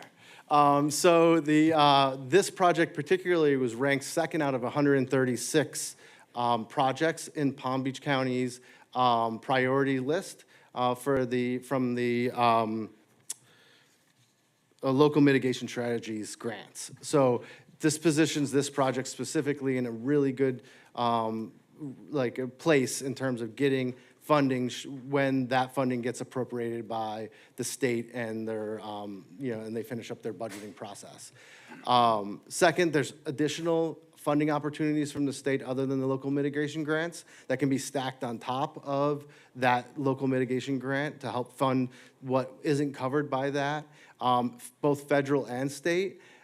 We sat in on a webinar today that was a FEMA-driven brick grant that's coming out. They reissued the brick grants that was a FEMA program, and so we sat in on it today and looking for other opportunities. These other opportunities include some natural area type grants and that we're able to get access to because of the bioswales and some of the other water quality features that we're including in the process. The bioswale, you can kind of see the exhibit in the center of the slide there, includes some dry detention areas that the pump station lifts up to, and then a wet detention area that provides more treatment. And then we had some trails just around the levee on that. And that will address the Lake Ida impairment issue that we have in terms of nutrient removal. And it provides that additional access to different grants. So the staff asked us to prepare a timeline on the potential project here. So we should be finalizing our design around August. That will lead us into the permitting and final plans process. That'll be in November of this year. After that permitting process and final plans are prepared, we can use those plans to be able to apply for grants. March, August 2027. That process will take a little bit of time. Obviously, state agencies and federal agencies have their own schedules that we need to work inside of, but we've identified those different schedules and when we need to get stuff into them to be able to be in the next season of grants opportunities. Moving into August, December, getting some kind of award for a start of like March for that we could do the procurement and award process with construction starting May of 2028. So that's the last slide. So I can answer any questions or defer to the utility director. I'm happy to. Great, thank you. Do you have anything? Thank you. I really don't have a question, but I have a comment. You know, we heard a lady appear before us tonight and talked about, drainage problems. And for Chapel Hill, this is long overdue. I'm just saying, hopefully we can get grants to help mitigate some of the costs, but I'm just saying, the longer we sit on it, the longer we wait, the worse it's going to get. And I'm just saying, rain is something that we cannot stop, and it's coming. Good. Get all the money you can, though, to help us out. Yes. So I agree with you, Commissioner McCray. My comments, I think, may be synergistic to probably the next presentation. So a few years ago, we discussed this project, and there was confusion as to where it was placed in the budget and what fiscal year. I was not happy about that. Then it was postponed to the next year. And there was a conversation of paving the roads within this neighborhood, but then the conversation turned into, well, we're doing a drainage project, so it doesn't make sense to then rip up the roads. I conceded. I said, you know what? That's okay. We're doing some of them, but now we're able to spread out those roads throughout different districts. We were doing a citywide road paving project, and now we neither have road paving in the neighborhood, nor do we have a stormwater project, nor do we apparently have the funds for the stormwater project. So this has put, I think, everyone in a position to where, we have to take some form of action, like Commissioner McCray had mentioned. My position would be, we don't know for sure if we're going to get this grant funding. This is all speculation. This is hopes. And so what I would like to propose to my colleagues and hopefully have the support for is as we move into this budget year, that we start earmarking for this specific project. And if we do get the grant funding, then great, we can utilize those funds elsewhere or put them back from where we received them from. Because I do not want to kick this can down the road. In addition to that, I would like to move forward with the road paving. I think the other thing in regards to that is, from what I understand, this is our last contractual year with the current vendor that we use for road paving. And so I know there's some price obligations there that they have to adhere to. And what I don't want to happen is that the cost significantly goes up at the end of this contractual agreement. And then now we're stuck in a position where we can't pave the roads. I know the road paving is significantly less than what this stormwater project is. And so we have to give the residents something. This kicking down the road, this bait and switch, this pushing it 1 year, then no, we can't do it, or it's just not, it's not okay. I'm done having this conversation, and it's time to deliver these residents in this neighborhood, you know, some type of relief when it comes to their infrastructure.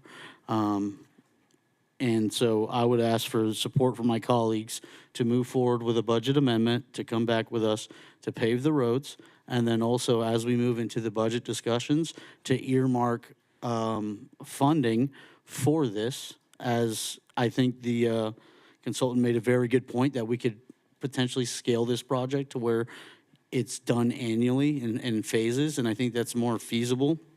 And then if we do get the grant funding, that's great. We ranked second, I think, out of 136 projects.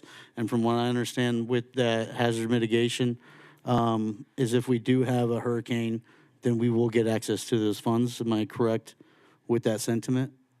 That's correct, but even if we don't get hit by a hurricane, even a if state of another. emergency is declared. Yes, so they can still, once they use whatever funds are requested by the area that's impacted, those funds get opened up for everybody else to use. So being in positioning ourselves so that we are high on the LMS list, and as well as applying for these in time is what makes it better for us. What we can't do is we can't complete the project, then go for a grant, and then get the reimbursement for that. So that can't happen. So we will have to apply, whatever grants we apply for, they have to be used for those projects. We can't use the funds for anything else. But you're correct that it is reimbursable most of the time. So we have to figure out how much budget-wise, what can we put out, and then go through that.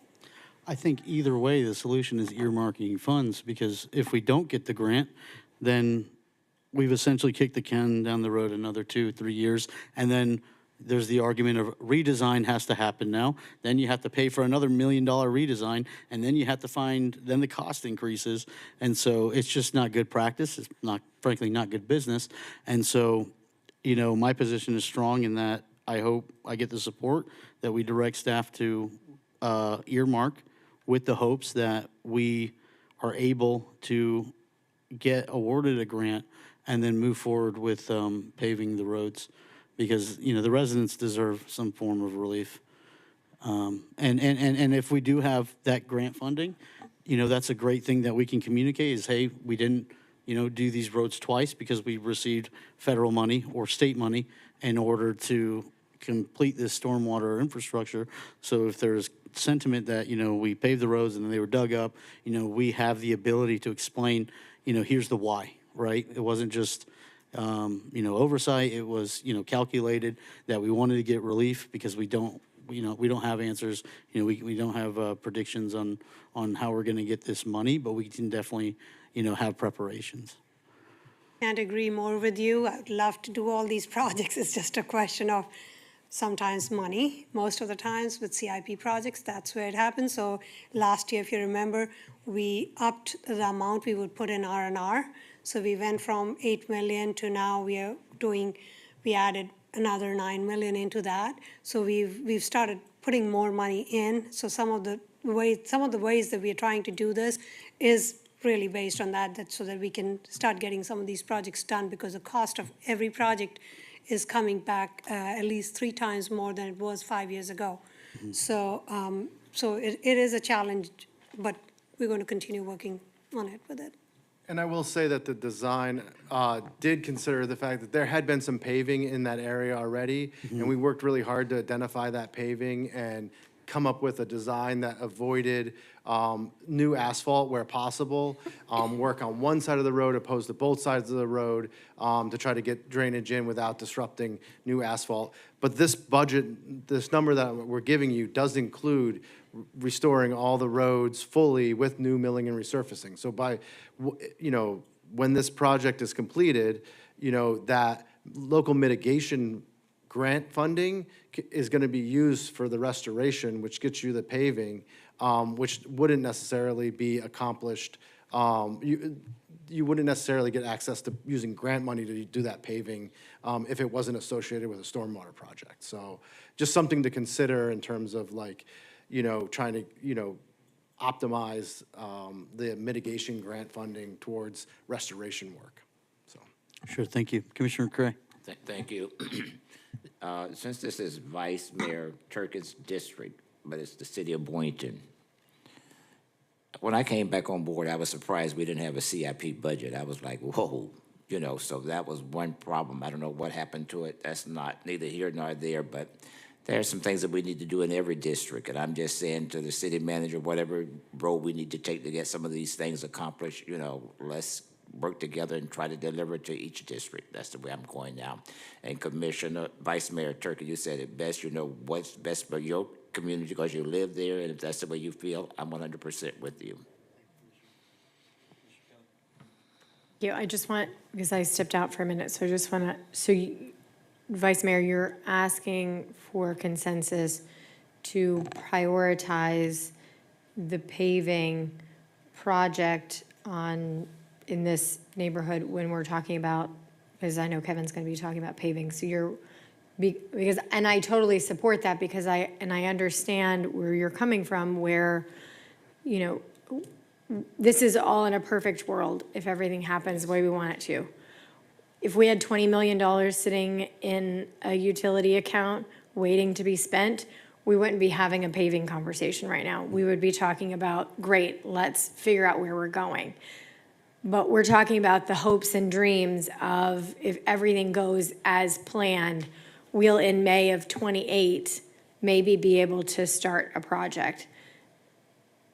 But we can't continue to tell the residents that it's coming, and then May 2028 comes, and we're still telling them it's coming. So at some point, we have to, and it always blows my mind that we do things sometimes twice, because it's really not fiscally responsible in some instances. But when you have roads that are in such dire need, sometimes we have to prioritize that and say, okay, it's going to be worth it because these residents, it will benefit them. And granted, it might, in a perfect world, and hopefully it happens in 2 years, 2.5, 3 years, we'll be repaving a road or two. But if not, then at least we've given the residents and we've worked hard to give them something that gives them some peace of mind that we're actually listening and we're actually addressing the issues that this neighborhood has had for years and years and years. And we talk, I feel like we talk about this in almost every department. Utilities has unfortunately gotten the short end of the stick for many years at the city, where it has been deprioritized and deprioritized and deprioritized. And so we're finally not doing that. But at the same time, we sometimes have to bite the bullet and pay for things twice when it means that we're giving the residents some peace of mind and some assurances and some ability to just drive on the roads and not have some of a multitude of issues. So I'll get off my soapbox when it comes to paving. But we all have paving issues, and we have done an amazing job of really prioritizing some of those things, because not only does it make the city look good on the surface, because everyone loves a good paved road, but it really does improve drainage and the swales and the conditions and everything. So I think we twofold, we accomplish a lot when we prioritize these paving projects. So I know we're moving into another paving presentation where we're talking about some other roads within the city. So, and we've done this, every Yep. district gets a little bit. Yep. And it's really, every single one of us has been able to share with our residents that we have projects that are coming up that benefit them. And it's not just, one individual district. So those are my thoughts, but I do support you, Vice Mayor, because sometimes it's never ideal to pay for something twice, but sometimes we have to. And this is one of those times that we may have to do it, but let's hope for the best, plan for the worst, and hope for the best. That's right. Thank you, Commissioner Kelly. Commissioner Cruz? Yeah, same for me. I mean, I understand the concerns with the multiple fiscal years and asking for things, and understanding that money's tight and we don't have unlimited funds to do everything we want to do. But I would support looking at this coming budget cycle to see where we can find funding and direct staff to tell us where they believe that we can get the funding from to hopefully make these projects happen sooner rather than later. Thank you. Perfect. City Attorney, Deputy City Attorney, you guys have what you need as far as the road paving and the drainage? And just one more sentiment from what Commissioner Kelly was mentioning. Yeah, we might pay for it twice, but we will be reimbursed. It's just, whether we're chalking it up now or later. And so, I appreciate the support for the neighborhood. Thank you to my colleagues, and thank you to staff. Thank you.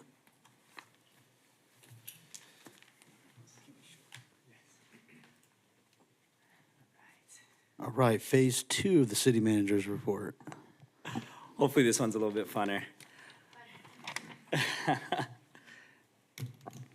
Okay, so playground maintenance.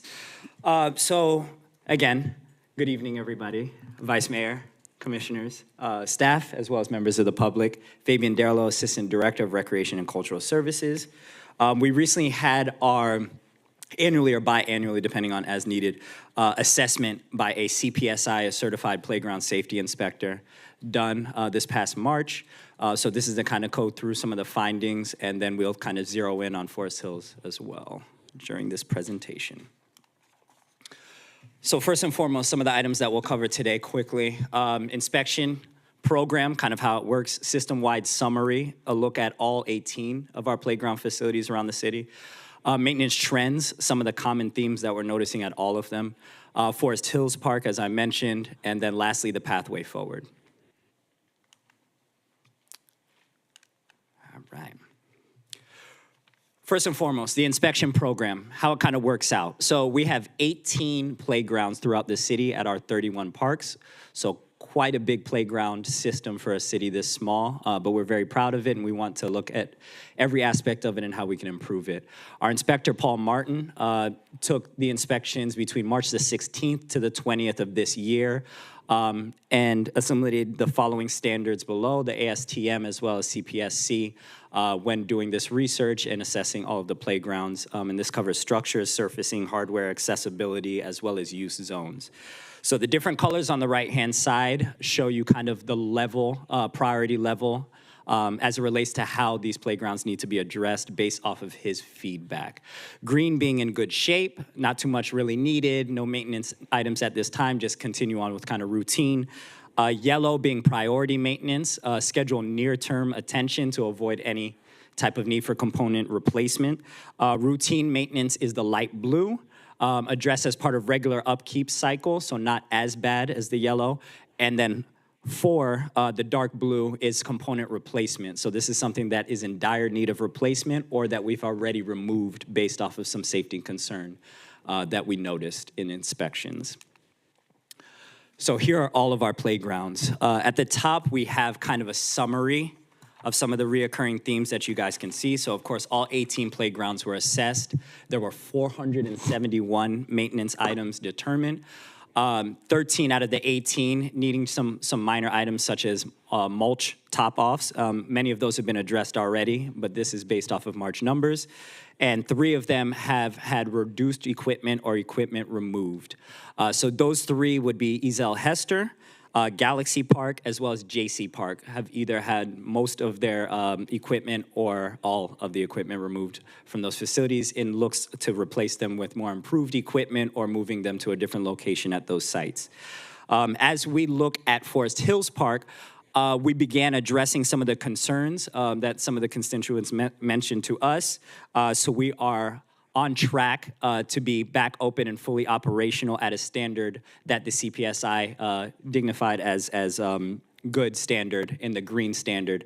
And we'll dig in a little bit more into that as we go into the next page here. But you guys can see some of the ones that need a bit more maintenance, as well as the numbers that are being shown on each list are the amount of maintenance items. So of course, we're tackling those every day, but some of the parks need a decent amount of work compared to some of the others, as you guys can see. All right, maintenance trends and system-wide trends that we're noticing across the board at our playgrounds. Surfacing top-off is needed. As you guys can see, 13 out of 18 needed those, so that's the top priority and what we're taking care of now. Many of you may have seen the topping off of the mulching that was recently done here at Centennial Park, as well as K-Pop Park recently, and we're using similar services at other playgrounds around the city. Routine rust and paint upkeep. Again, this is something that we can do just in-house. We've bolstered up the staff a little bit on the Parks and Grounds side, so they're working through all of the various parks that we need additional paint or addressing some of the rust, of course, for safety purposes. Hardware tune-ups, this is part of routine maintenance between working with the organizations that oversee these playgrounds, the actual equipment themselves, so the different companies that we have, bringing them out, making sure that they're doing their assessments as well as we're keeping up with the tune-ups ourselves. Signage and stickers refresh. We've gotten a lot of feedback as well as feedback from the inspector that a lot of our signage is faded, old, and we're going through now as well too to make sure that everything is accurate and still appropriate for the parks based off of ordinance and such. ADA is of course massive for us too. This is a requirement, kind of a non-negotiable. So we're assessing that at each one of our locations too. Big thing with that is pathways as well as surfacing, making sure those things are meeting ADA standards. And lastly, equipment replacement planning. So this tied most directly to CIPs, making sure that we're assessing everything and getting those requests based off of priority into our CIPs moving forward. Forest Hills Park. So Forest Hills Park, the playground is set for 2 to 5-year-olds, kind of the standard setup that we have there, as well as a swing set. We have both synthetic turf as well as mulch as the surface out there, and there was 40 items logged, and we've began addressing some of these concerns as well. The higher priority items are on your left-hand side there. Handrail spacing adjustments on the deck. That's already been scheduled. The tic-tac-toe panel, parts have been ordered to address the concerns with that. The wave slide, the clamp replacement, that's been scheduled as well. Left handrail bolt replacement and rust treatment, we're working on that also. And lastly, the wood mulch is something that we're addressing at all of our locations. They also mentioned some routine maintenance items, as you see on the right-hand side here, as it relates to irrigation, root trimming, swing zones, making sure they're optimized to the proper locations and measurements to keep all of the kids safe, especially as they jump off of the swings, as we all used to like to do as kids. Rust treatment, of course, is huge too, especially if somebody is prone to cuts and anything like that. We want to make sure we get those addressed. Turf patches is something that we can do in-house too, working with our vendors, as well as general cleaning to keep the area safe and sanitary. This is a little bit more of a breakdown based off of the actual amenity at the playground. So first, we're talking about the 2 to 5-year-old play structure, the large castle as it's known as. The high priority items, as mentioned before, listed at the top in orange. And the lower priority items, worn rubber coatings, rust treatment, as well as the sprinkler system a little bit towards the bottom.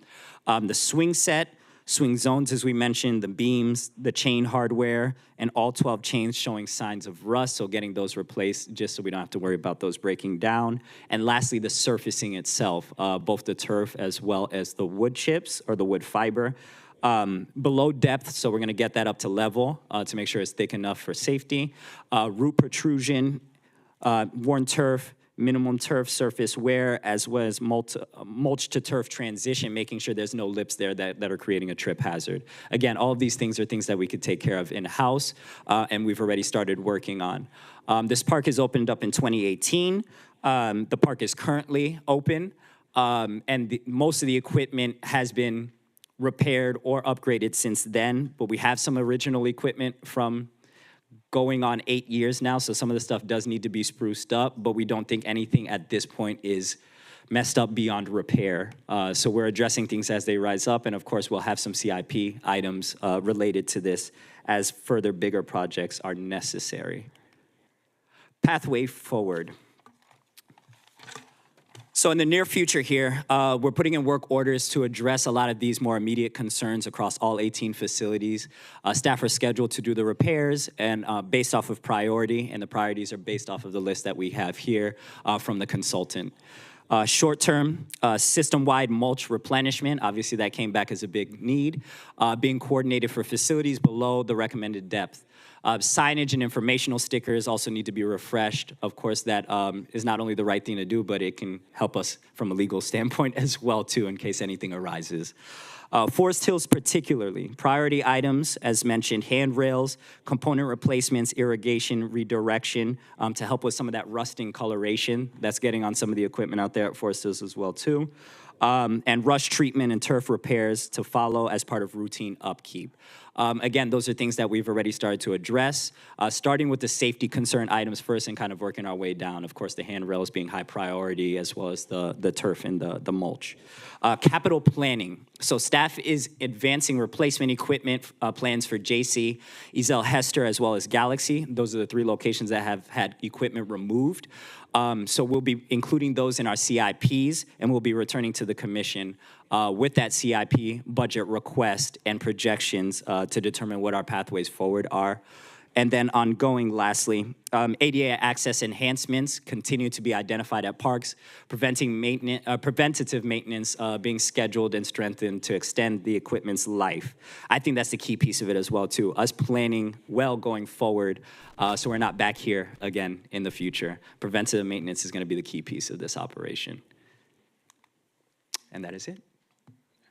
Any questions, comments? Fabian, we are very lucky to have you here in the city. Thank you. Appreciate Commissioner that. McCray. Thank you. I want to say thank you for your report, because when I came back on board, the first thing I asked for was a report. That's right. On all of our playground facilities. Yes, sir. Okay, Ezel Hester, will we be moving that playground out there? Is it going to stay where it is? Are we forced the future? We have plans to move So it? the plan at the moment is to move it closer to the football field facility. It gives it a more secure location, if you will, as well, too. We're currently assessing the site that it used to be at to determine how we can repurpose that to get it reactivated. So it's not just kind of sitting there while we figure out what we're gonna do next with the playground as it relates. Some of the equipment has been put back up there. You may have seen it.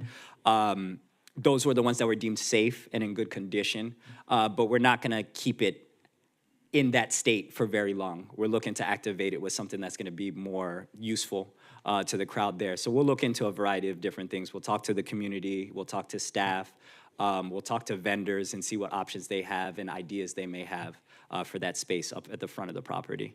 Yeah, I just want to say thank you, because I'm glad a lot of this stuff we could do it in-house. Absolutely. That's the main thing. We got people that could help us out, and I'm glad we have 18 facilities, first, as you said, small city like Boynton, but, we have kids too. I'm just saying, and we have to invest, and we want them to be safe, because I'm just saying, the minute any one of them slip and fall, we're headed for a lawsuit, and I'm just saying we need to get it straightened out now. Absolutely. Sooner than later. Yes, correct. Thank you. Commissioner Cruz, please. I do have a question. Sure. Barrier-free park, Yes. where is it when it comes to? Yes, so I can go back to that. That was one of our high priority ones, actually, and I know that is Not in in the your slide. district as well. Didn't make the slide. What's that? Didn't make the slide. Oh, yes. But yeah, you can see that it is one of the maintenance ones. Yep. It is high priority. There's a lot of attention over there right now from staff. A lot of those, I know you can see that it's 167 items. A lot of them were smaller items, a tweak of the bolt here, installation of this over here. So a lot of those have been Congress addressed. Avenue, okay. Yes, Oh, I yeah, didn't Congress see the name Avenue very BF. free. Okay, thank you. Yes, Yes, yes. okay. I apologize. So it has two names, of Okay, course, Congress thank Avenue you. Park, BFP. Yes, so that's a high priority one there. Luckily, aesthetically, it's not in bad shape. So that has kept from it being too much of an outcry as it relates to that one, but we want to make sure it's as safe as possible. And we have. Anything that is deemed unsafe by our staff during our assessments, of course, is shut down immediately. Thank you. Yes, I did get questions, and I also went to the park one time and there were definitely some opportunities for improvement. So I'm glad it's on there. Thank you. You're welcome. Thank you, Commissioner Cruz. Commissioner Kelly, do you have anything? Thank you. Thank you, Fabian, for doing this presentation. I think it's long overdue to hear about what's going on at the parks. And I'm just for staff, I know that it will come, during budget cycle, talking about CIP and prioritizing the playground equipment is super expensive, so we definitely need to plan for it. But I am glad that we have the staff and the manpower to be able to do the maintenance and the stuff to make it live a little bit longer.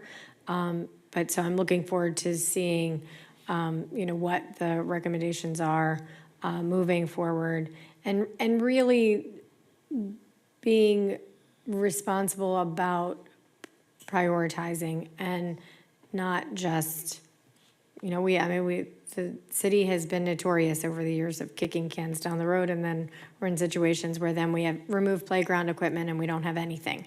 And we're like, well, sorry. So so when we're looking at the CIP and it comes to playgrounds, the immediate needs, the moderate needs, and the long-term needs, and really focusing so that we can see that long-term goal and see like where our parks are. We can do the maintenance, we can do the upkeep to keep them going a little bit longer, but what does that look like? Where are parks, that are going to need it? I know Forest Park has, issues that need to be addressed, and I'm glad to see that the ones that are high priorities are getting addressed. So I'm glad we had this. I look forward to seeing the next update where a lot of the things have been accomplished, and then we can really look at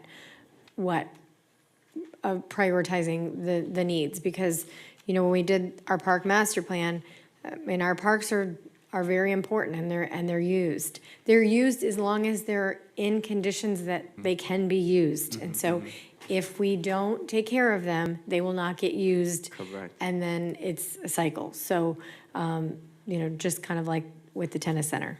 Absolutely. Yes. We have made huge strides, and it's being used tenfold.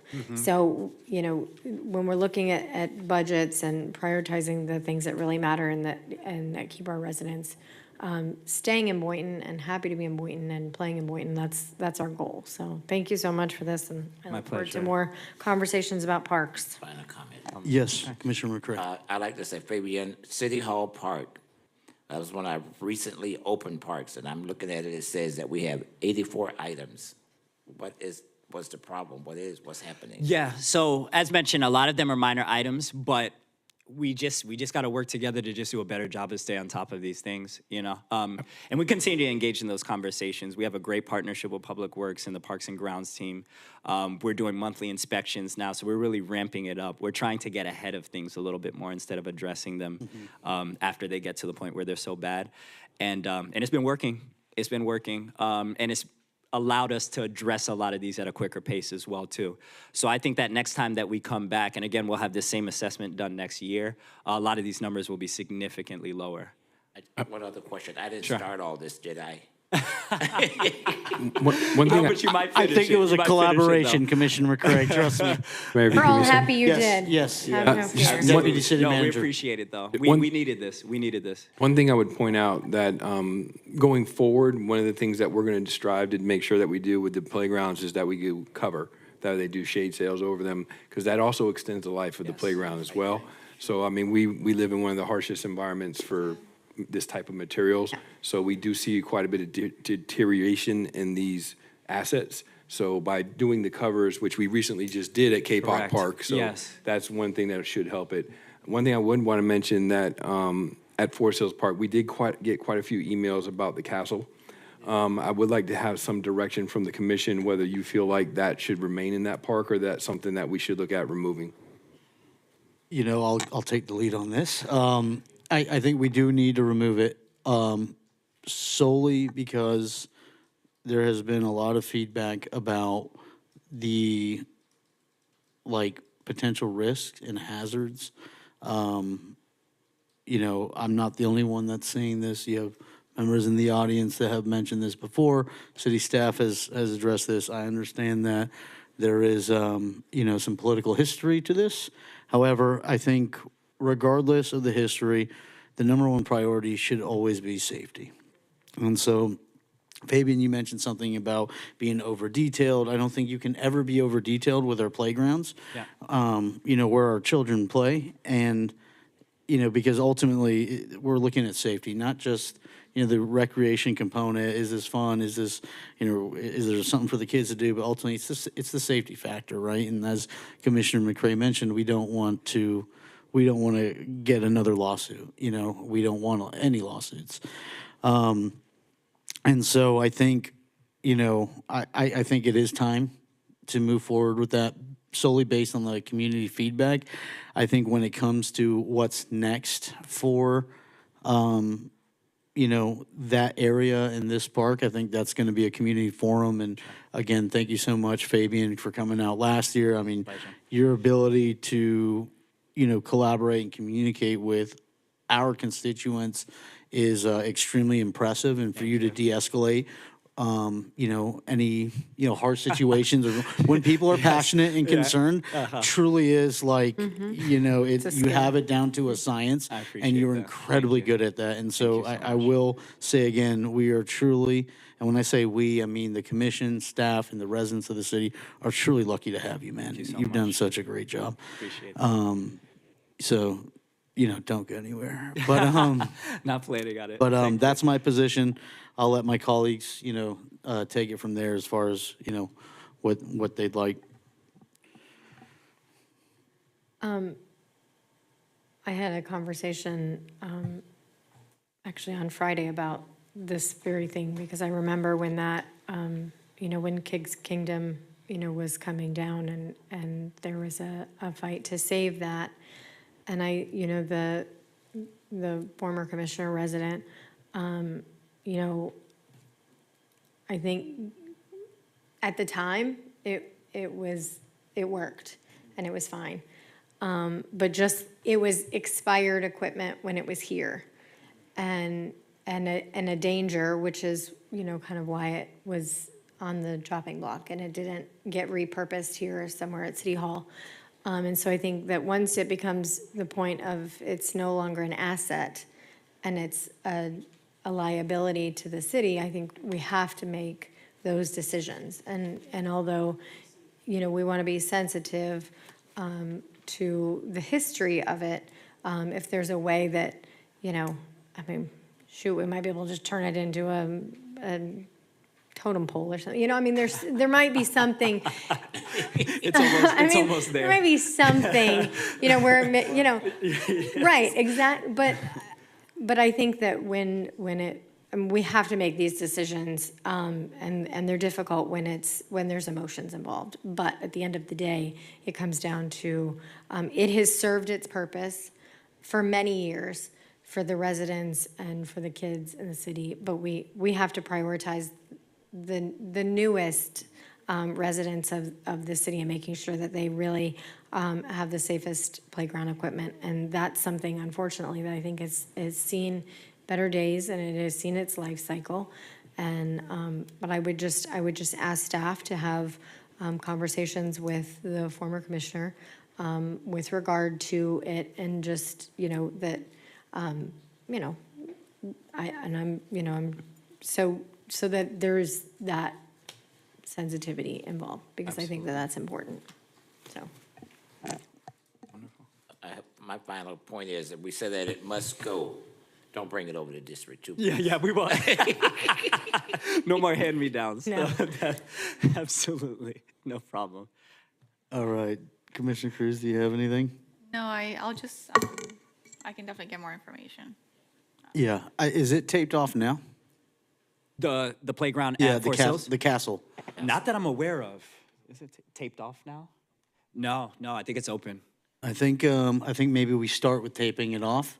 Okay. And because I've received some communications that it probably should be taped off. Okay. So maybe we start with that, and then we can continue to see the response from the community, and then we'll garner some feedback and, get some more participation and engagement about, not just the castle, but the park in its entirety.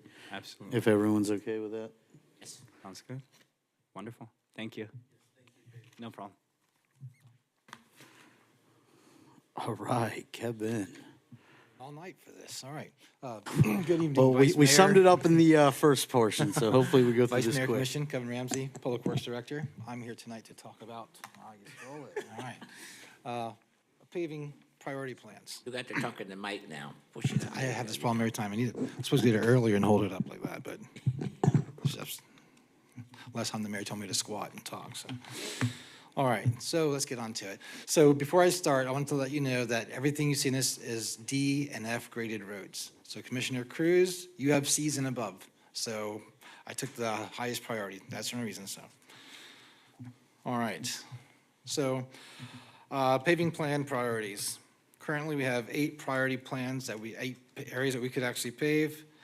Value estimated at 10.28 million, and we don't know when it's going to happen because all of our funding from penny sales tax and ARPA grants no longer are available. So currently, there's no CIP funding in this year or next year at this point. Okay? Please be the right button. I got it. These are our projects.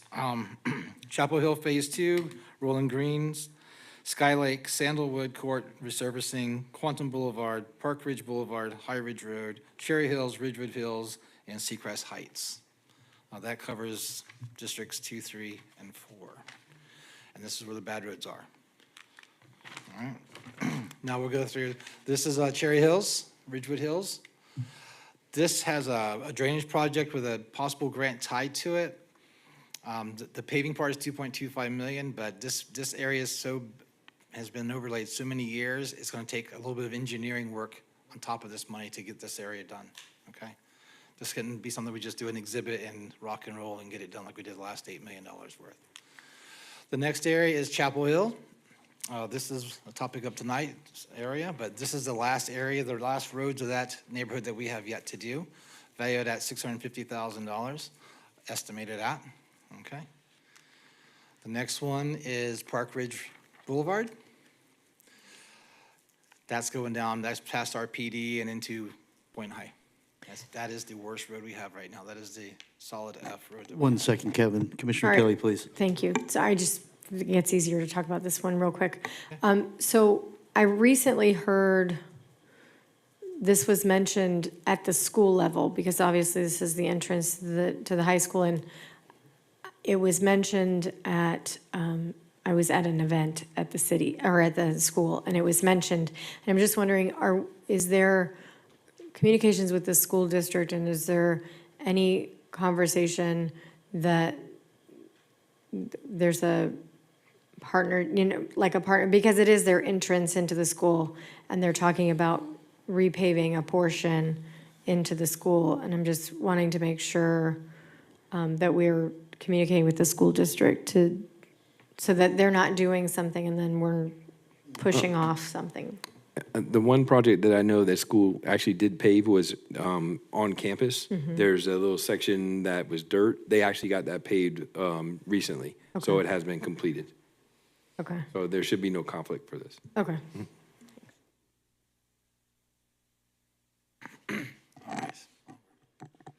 Quantum Boulevard. Oh, it backed up on me. There we go. Quantum Boulevard, $800,000 for that one. And that's a highly used road as well. All right. Sandalwood, as we all know, Sandalwood Court. We recently just put 2 speed humps in, I think it was today, that we requested, or was it yesterday? Oh, more? Real ones. When we had our meeting, it was actually temporary ones, and then we put the real ones in today, or yesterday. I'm not They'll quite be sure. so happy. No. They're actually They very were happy at about the those meeting. speed They'll be bumps. super happy now. Mhm. Sky Lake, That ties into our Pioneer Canal Park. That area there has, it's been due as well for a while. $500,000 for that area. 1.5 million, I'm in the wrong area. Rolling Green, Sky Lake. Rolling Green, $1.88 million. Those roads are old and they're in need. Seacrest Heights, another one, across from Bethesda. Definitely need that area. It's due. 1.8 million, right, 1.9 million. And those, okay, I see. So there's different zones. Correct, but it's all one area. Yeah. Yes, sir, yeah. Okay. All of Seacrest Heights. So in theory, you could phase it. The worst thing we did last time we did this was phase. Gulfview Okay. Harbor, nightmare, right? Yeah, I was But it gonna does, bring that When you go up. to the rotation of maintaining these roads in the future, it completely, we'll be right back where we are in 10, 15 years, you know? Yeah. But I hear what you're saying for financial reasons, yes, Right. but for our longevity, it's a mistake. So in you my recommend just doing everything at once? Yeah, I agree. Entire thing, Yeah. right? It saves you headache from your constituents. us headaches Chapel from Hill, main- Gulfview Harbor. Everyone Did did we that, end up right? paving the rest of Gulfview Harbor? Yes, we did. Okay, We finished I that. didn't see him on the list. I just wanted to make sure. Yeah. Right. Budget breakdown, secret sites. Here we go. This is just an overview of what we just talked about as far as where the dollars hit. And these are the districts that they're in. I thought I'd break it down that way. And at the very bottom, you'll see what district, with what roads we have, is what the value we're looking at. 6.48 million for District 2, 2.5 for 3, and 1.3 for 4 to fix our DNF roads. I have not part of this, but the worst road is Park Ridge Road. The DNF roads are Sky Lake, Rolling Green, Cherry Hills, and then we go to straight Ds are Seacrest Heights, Quantum, Sandalwood, and Chapel Hills, okay? So that's an unknown order up there, but all these roads are due. Okay.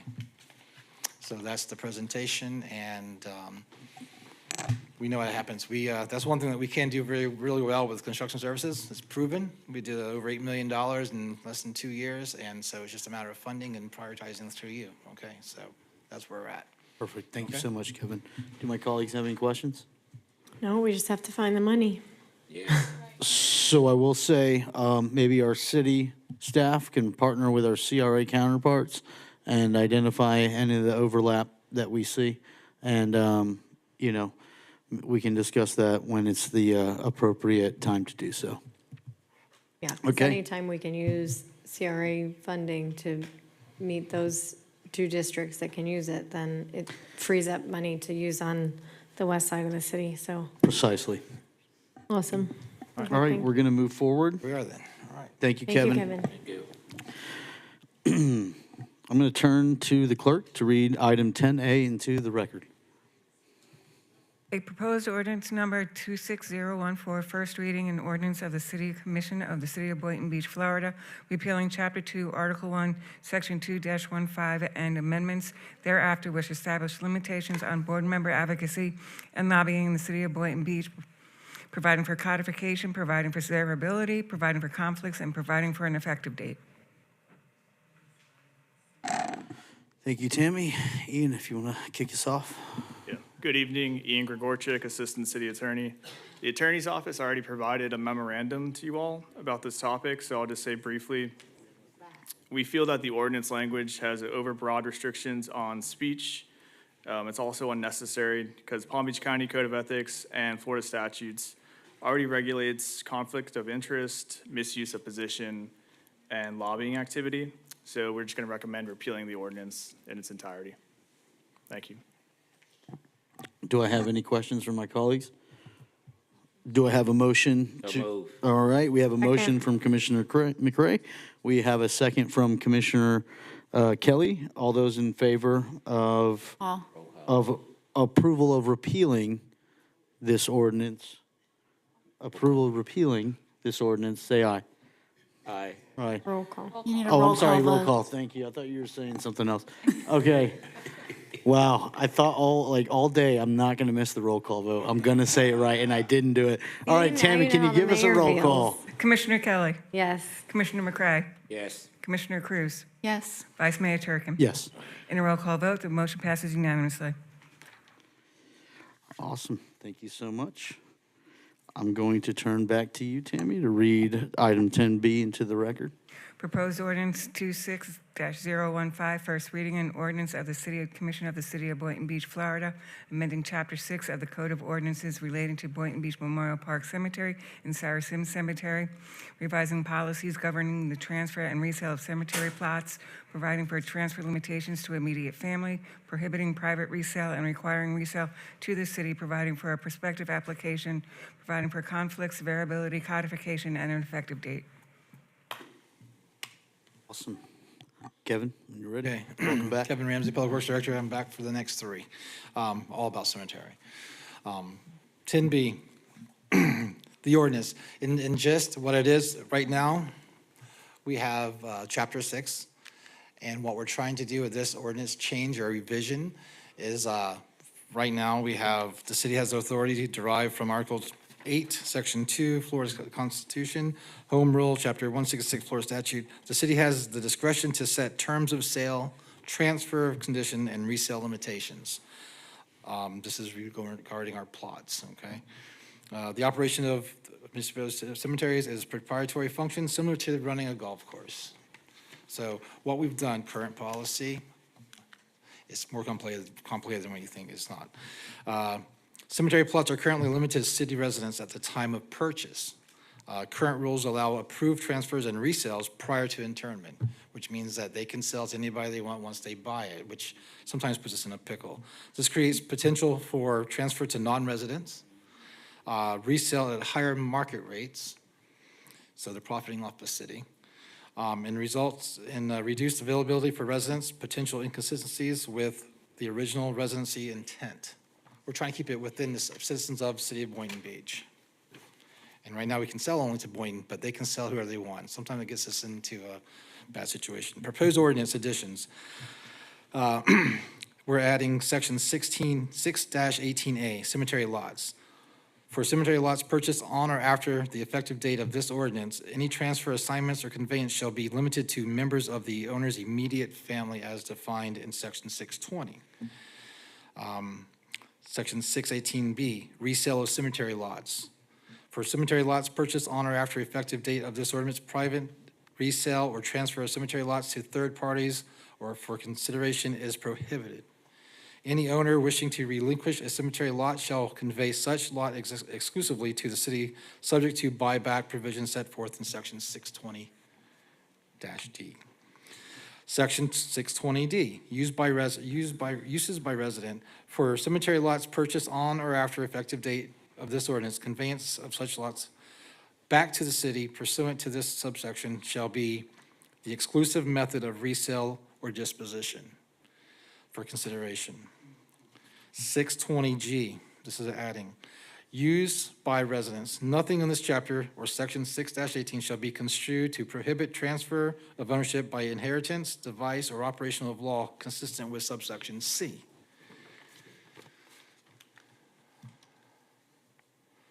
Key policy considerations. Transfer of lots, limit to immediate family, and we'll discuss what that is in a second. Resale of plots, private resale versus city-only resale. Buyback structure, maintain 80% of or revise, meaning we can buy back for 100% that they bought it for, or we can go back at 80% buying back. Definition of immediate family, inclusion of domestic partner, dependents, etc., half siblings and in-laws. So that means father, mother, children, spouse, domestic partners, siblings, stepchildren, and half siblings and in-laws. Okay? New existing restrictions to future sales only. Existing plots are governed by the original purchase terms. Retroactive restrictions may create contract impairment issues, and policy changes should be structured prospectively. Some municipalities' comparisons restrict resales to city only, limit to transfer to city residents, or use right of first refusal.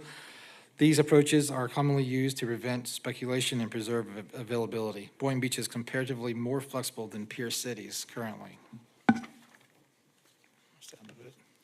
Oh, I missed one. Implementation, if directed. Amend Chapter 6 of the Code of Ordinance, update deeds, purchase agreements, and cemetery rules, apply changes prospectively to future sales. So, and just, we're trying to keep it in the house and the family of Boynton Beach at our control. Okay. Awesome. Any questions? Any questions from my colleagues? There's something that did be up here. All right, Commissioner McCray, go for it. Right, this is being done seriously in other municipalities, and you all are on the right road, and if I was you, I'll stay where we are because this is what they do. I'm just saying. Thank City you, Commissioner residents, Kelly. thank you. Thank you, Vice Mayor. Thank you, Kevin. Have we had any plots that have been sold for profit? Like, I mean, I know that we're now changing this to prevent it, but do we know that there's like some corporation that owns plots that? I believe there are. I think recently the one that we saw the most was there was one that was bought and then subdivided into 4. That they were basically taking one plot and then tried to sell it to 4 different people. So that was the thing that's kind of really triggered this.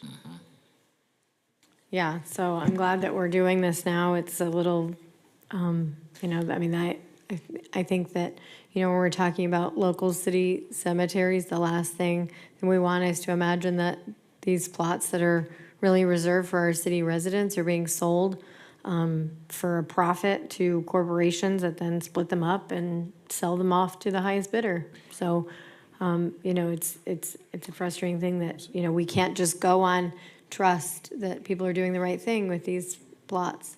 Yeah, being the assistant city attorney, George, he was working with me, and there was a company out of Boca that had bought a lot of our mausoleum plots and essentially subdivided them. And when I found out about it, because they were selling them off for profit, because we were essentially subsidizing those plots, and what they were doing, they subdivided them, sold them off for vastly more money than what we were charging, and that's from Boca. And when I found out about it, I wanted to, obviously, the most pragmatic way to go about this is, hey, we need to get it, that's not the intended purpose, but because we didn't have anything in place, we had no recourse. Right. So it has happened. Yeah. It's very frustrating, but I'm glad that we're doing this because at least moving forward, we can't. And I mean, I don't know, you know, if those companies would be willing to work with us and selling them, but I mean, I hate to think that we're paying for them back, but I would rather them go to our city residents, even if we're the ones that, you know, have to foot the bill on it. We have a cemetery fee or a cemetery fund for, maybe we contact those corporations that we know have done that and see if they'll be willing to sell them back to us for our city residents. I don't know if that's an option, Dan, or if we can visit that and see if that's an option, but I'd like to consider, at least contacting them and seeing if they'd be willing to sell them back to us so that at least we have them for our residents as opposed to some random person who doesn't have any care where they're buried at the end of the day. So, thank you. Commissioner Cruz, please. I do want to say this is definitely a step in the right direction about capping the ability of private entities to, purchase. So I do agree with that. I'm in support. Motion to approve. Second. Roll call. Yes. Well, we still have to have a motion. Okay, all right. We have, I messed that one up too. Yeah. I was You're so just excited. a step ahead. You're All right. I was a step behind last time. We have a motion from Commissioner Kelly. We have a second from Commissioner McCray. All those in favor? Just kidding, we're going to a roll call. Commissioner Kelly. Yes. Commissioner McCray. Yes. Commissioner Cruz. Yes. Vice Mayor Turkin. Yes. In a roll call vote, the motion passes unanimously. Thank you, Tammy. Okay, we're moving on to item 10C. Proposed resolution number R26, text 077, amending the adopted comprehensive fee schedule for fiscal years 25-26, as approved by resolution number R25 TAC 243 to revise cemetery-related fees for Boynton Beach Memorial Park and Sarah Sims Cemetery. Staff, please go ahead. Good evening again. Kevin, Vice Mayor, stay up Commissioner, there. I know. I've been off the dais for a while now, so it's like a makeup time. All right, so tonight we're going to talk about fee schedule increases for our cemeteries. As we go through, you'll see, we'll go through it. Neighboring municipalities comparably cemetery operation cost. Regional averages and private cemetery ranges. We did a study of what other local cemeteries are charging. So from Treasure Coast, $2,000 to $4,500 per plot. Palm Beach County, $3,000 to $7,500 per plot. Broward County, $2,800 to $5,400+. And Excuse me, I think you need to recheck Broward County, sir, because I know Forest Lawn sells for more than that, and also the cemetery down there, they got about a 9,000 cap. I don't know when the last time you checked. a little while. I know you know your business, Commissioner McCray. There you go. I'm not going to argue with you, not 1 minute. All right, so here's our fee increase. It's not everything, but it's our plot increases currently at Sarah Sims. You're going to see Sarah Sims and you're going to see Memorial Gardens. Sarah Sims right now is $325. Of course, we're out of plots. So the thing is to get these increases aligned before we start selling the new cemetery plots that we have. So we are suggesting that we raise it to $2,500 per plot from $325. And this is a suggestion. Of course, commission can choose to go higher or lower. Monday through Friday, we had some opening and closing fees going from $400 to $600 because $400 doesn't even cover the cost of our labor and our setup, but it's still bare minimum, but it covers at least the cost. Saturday and Sunday, same thing, going from $500 to $800. And as you go down the page, really the next increase is underneath equipment setup. It went from $100 to $250 for tent and chairs and grass setup that we do prepping for the cemetery internment.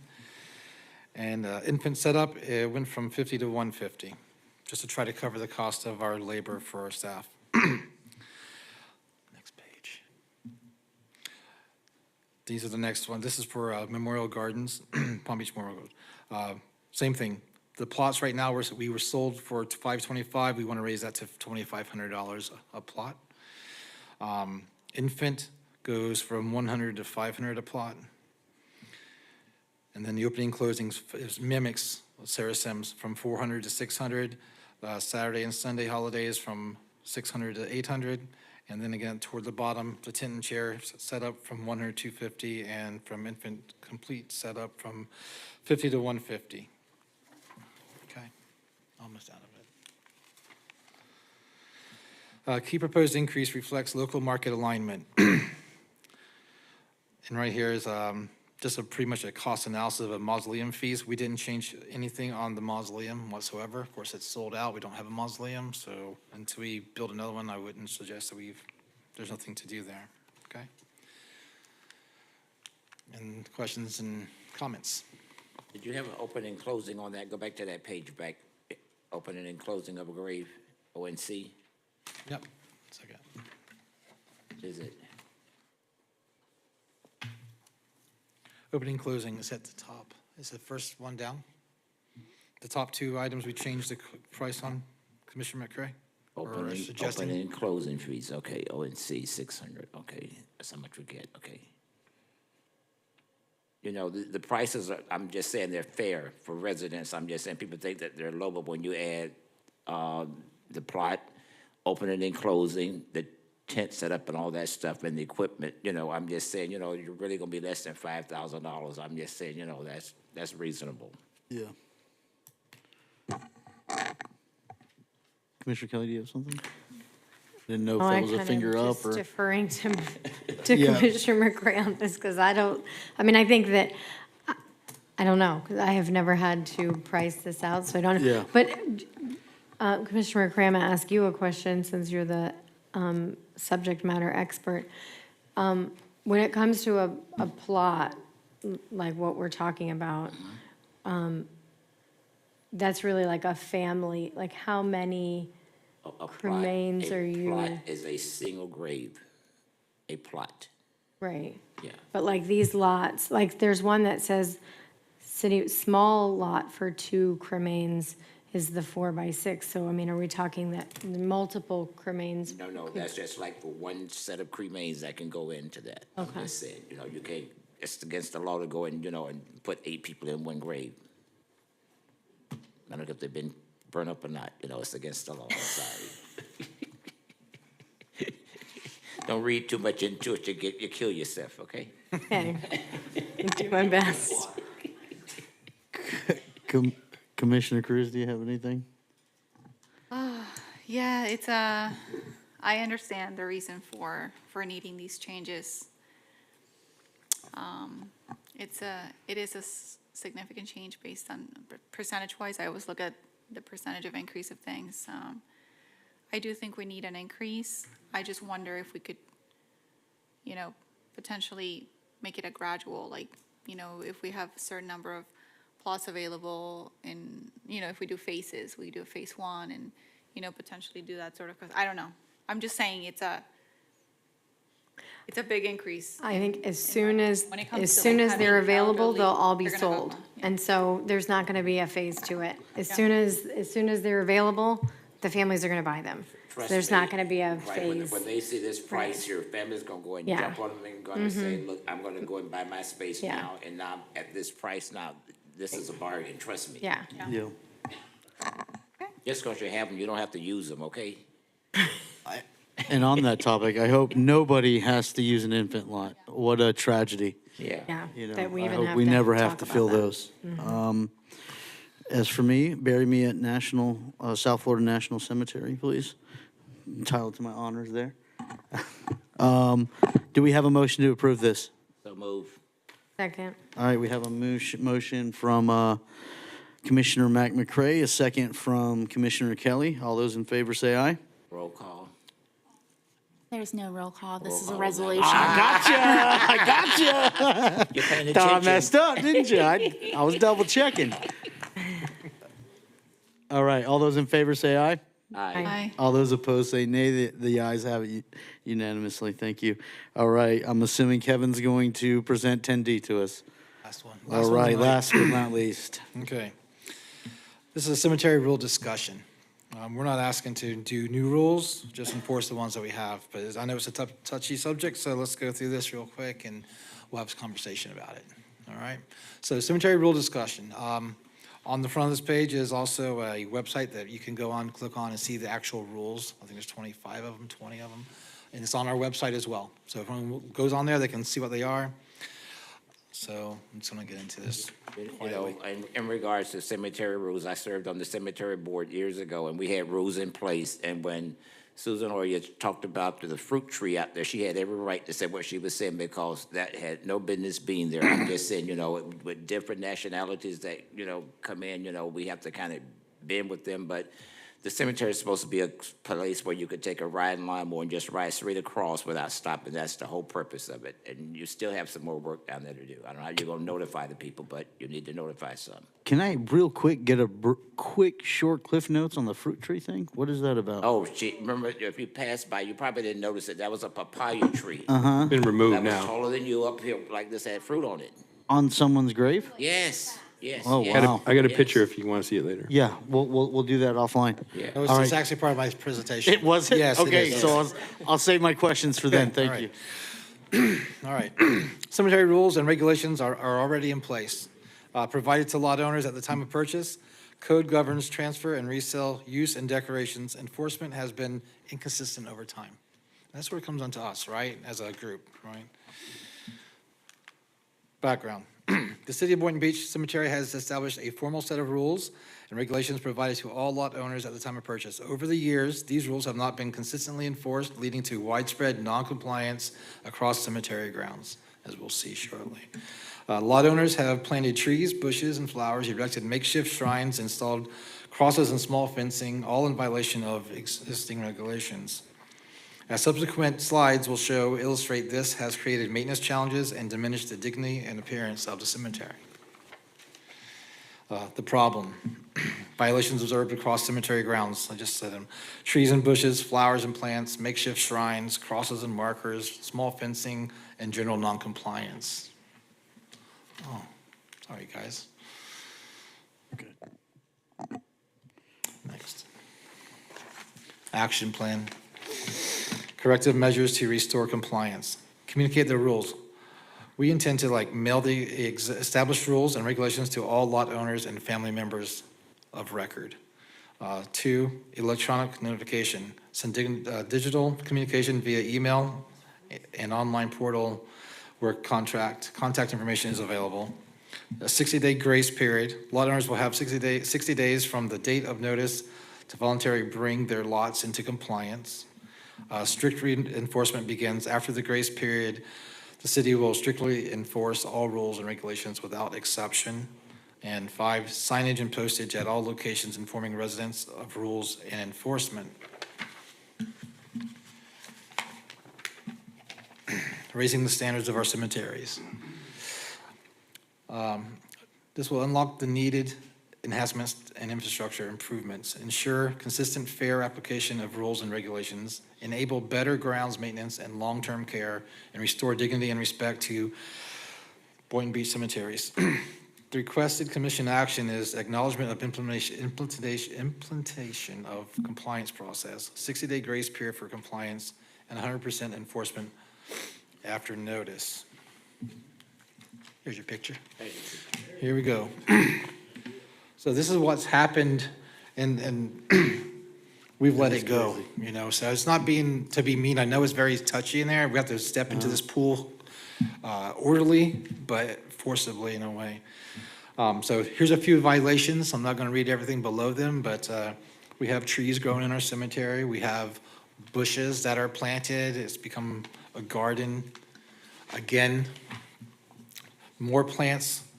We have areas that these tombstones have a place for your vase and your flower. You know, some have multiple ports in them that we allow, and that's acceptable, but planting is not. And it really disturbs our maintenance.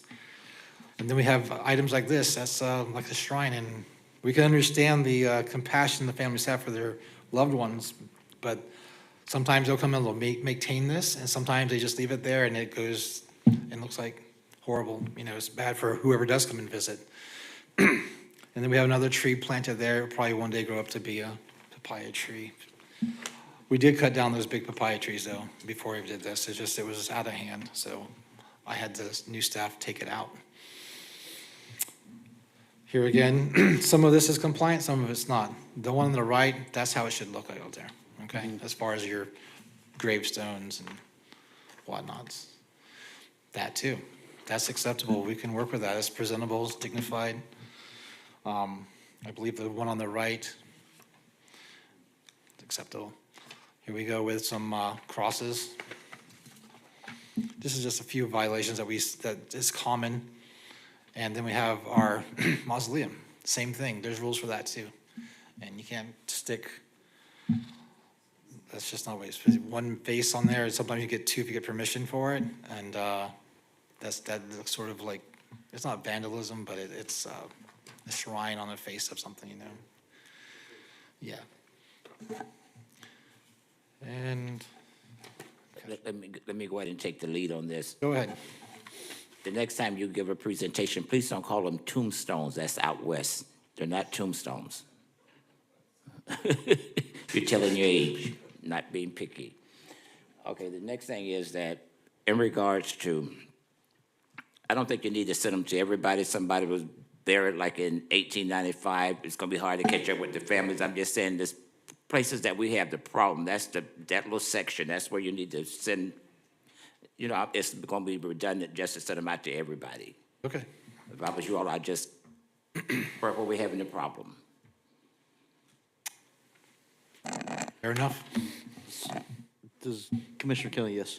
Thank you. My only suggestion, and I talked about this on Thursday night, is because of the sensitive nature of what we're talking about, and I agree that we have to, you know, we're going to notify them, but I just want to be sensitive that when we know it's somebody that they've been out recently, that we don't just mail the 60-day notice, and then on day 61, we're out there cutting stuff down and throwing it in the garbage. my hope would be, because I would want this if it was my family, I am very busy, we are all very busy, things happen, we go, oh, we need to call, oh, great, it's closed, I forgot, and we get caught up in life. And I just, because of the nature of this and because of what we're talking about, I just want us to be a little bit more, not saying that we're not sensitive about it, but I don't want to, on day 61, be tearing people's stuff up and throwing it in a dumpster.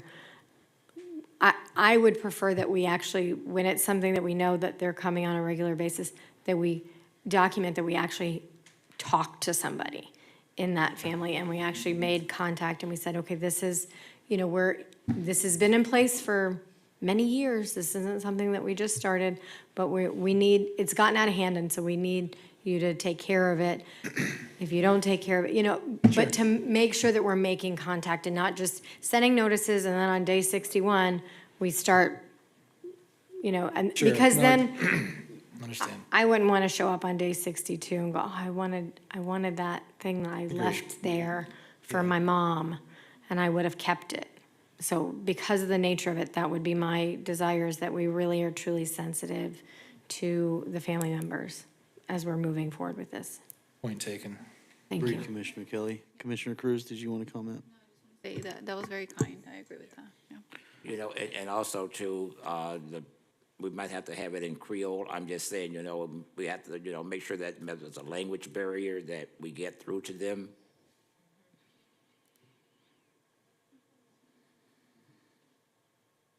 Yeah, okay, this seems to be more informative. I don't believe there's any action needed. So with that being said, do we have any final comments before we adjourn? Seeing none. Motion to adjourn. All right, we have a motion to adjourn from Commissioner McCray, a second from Commissioner Cruz. All those in favor say aye. Hi, good Motion night, passes everyone. unanimously with no further business to discuss. The meeting is adjourned at 8:40.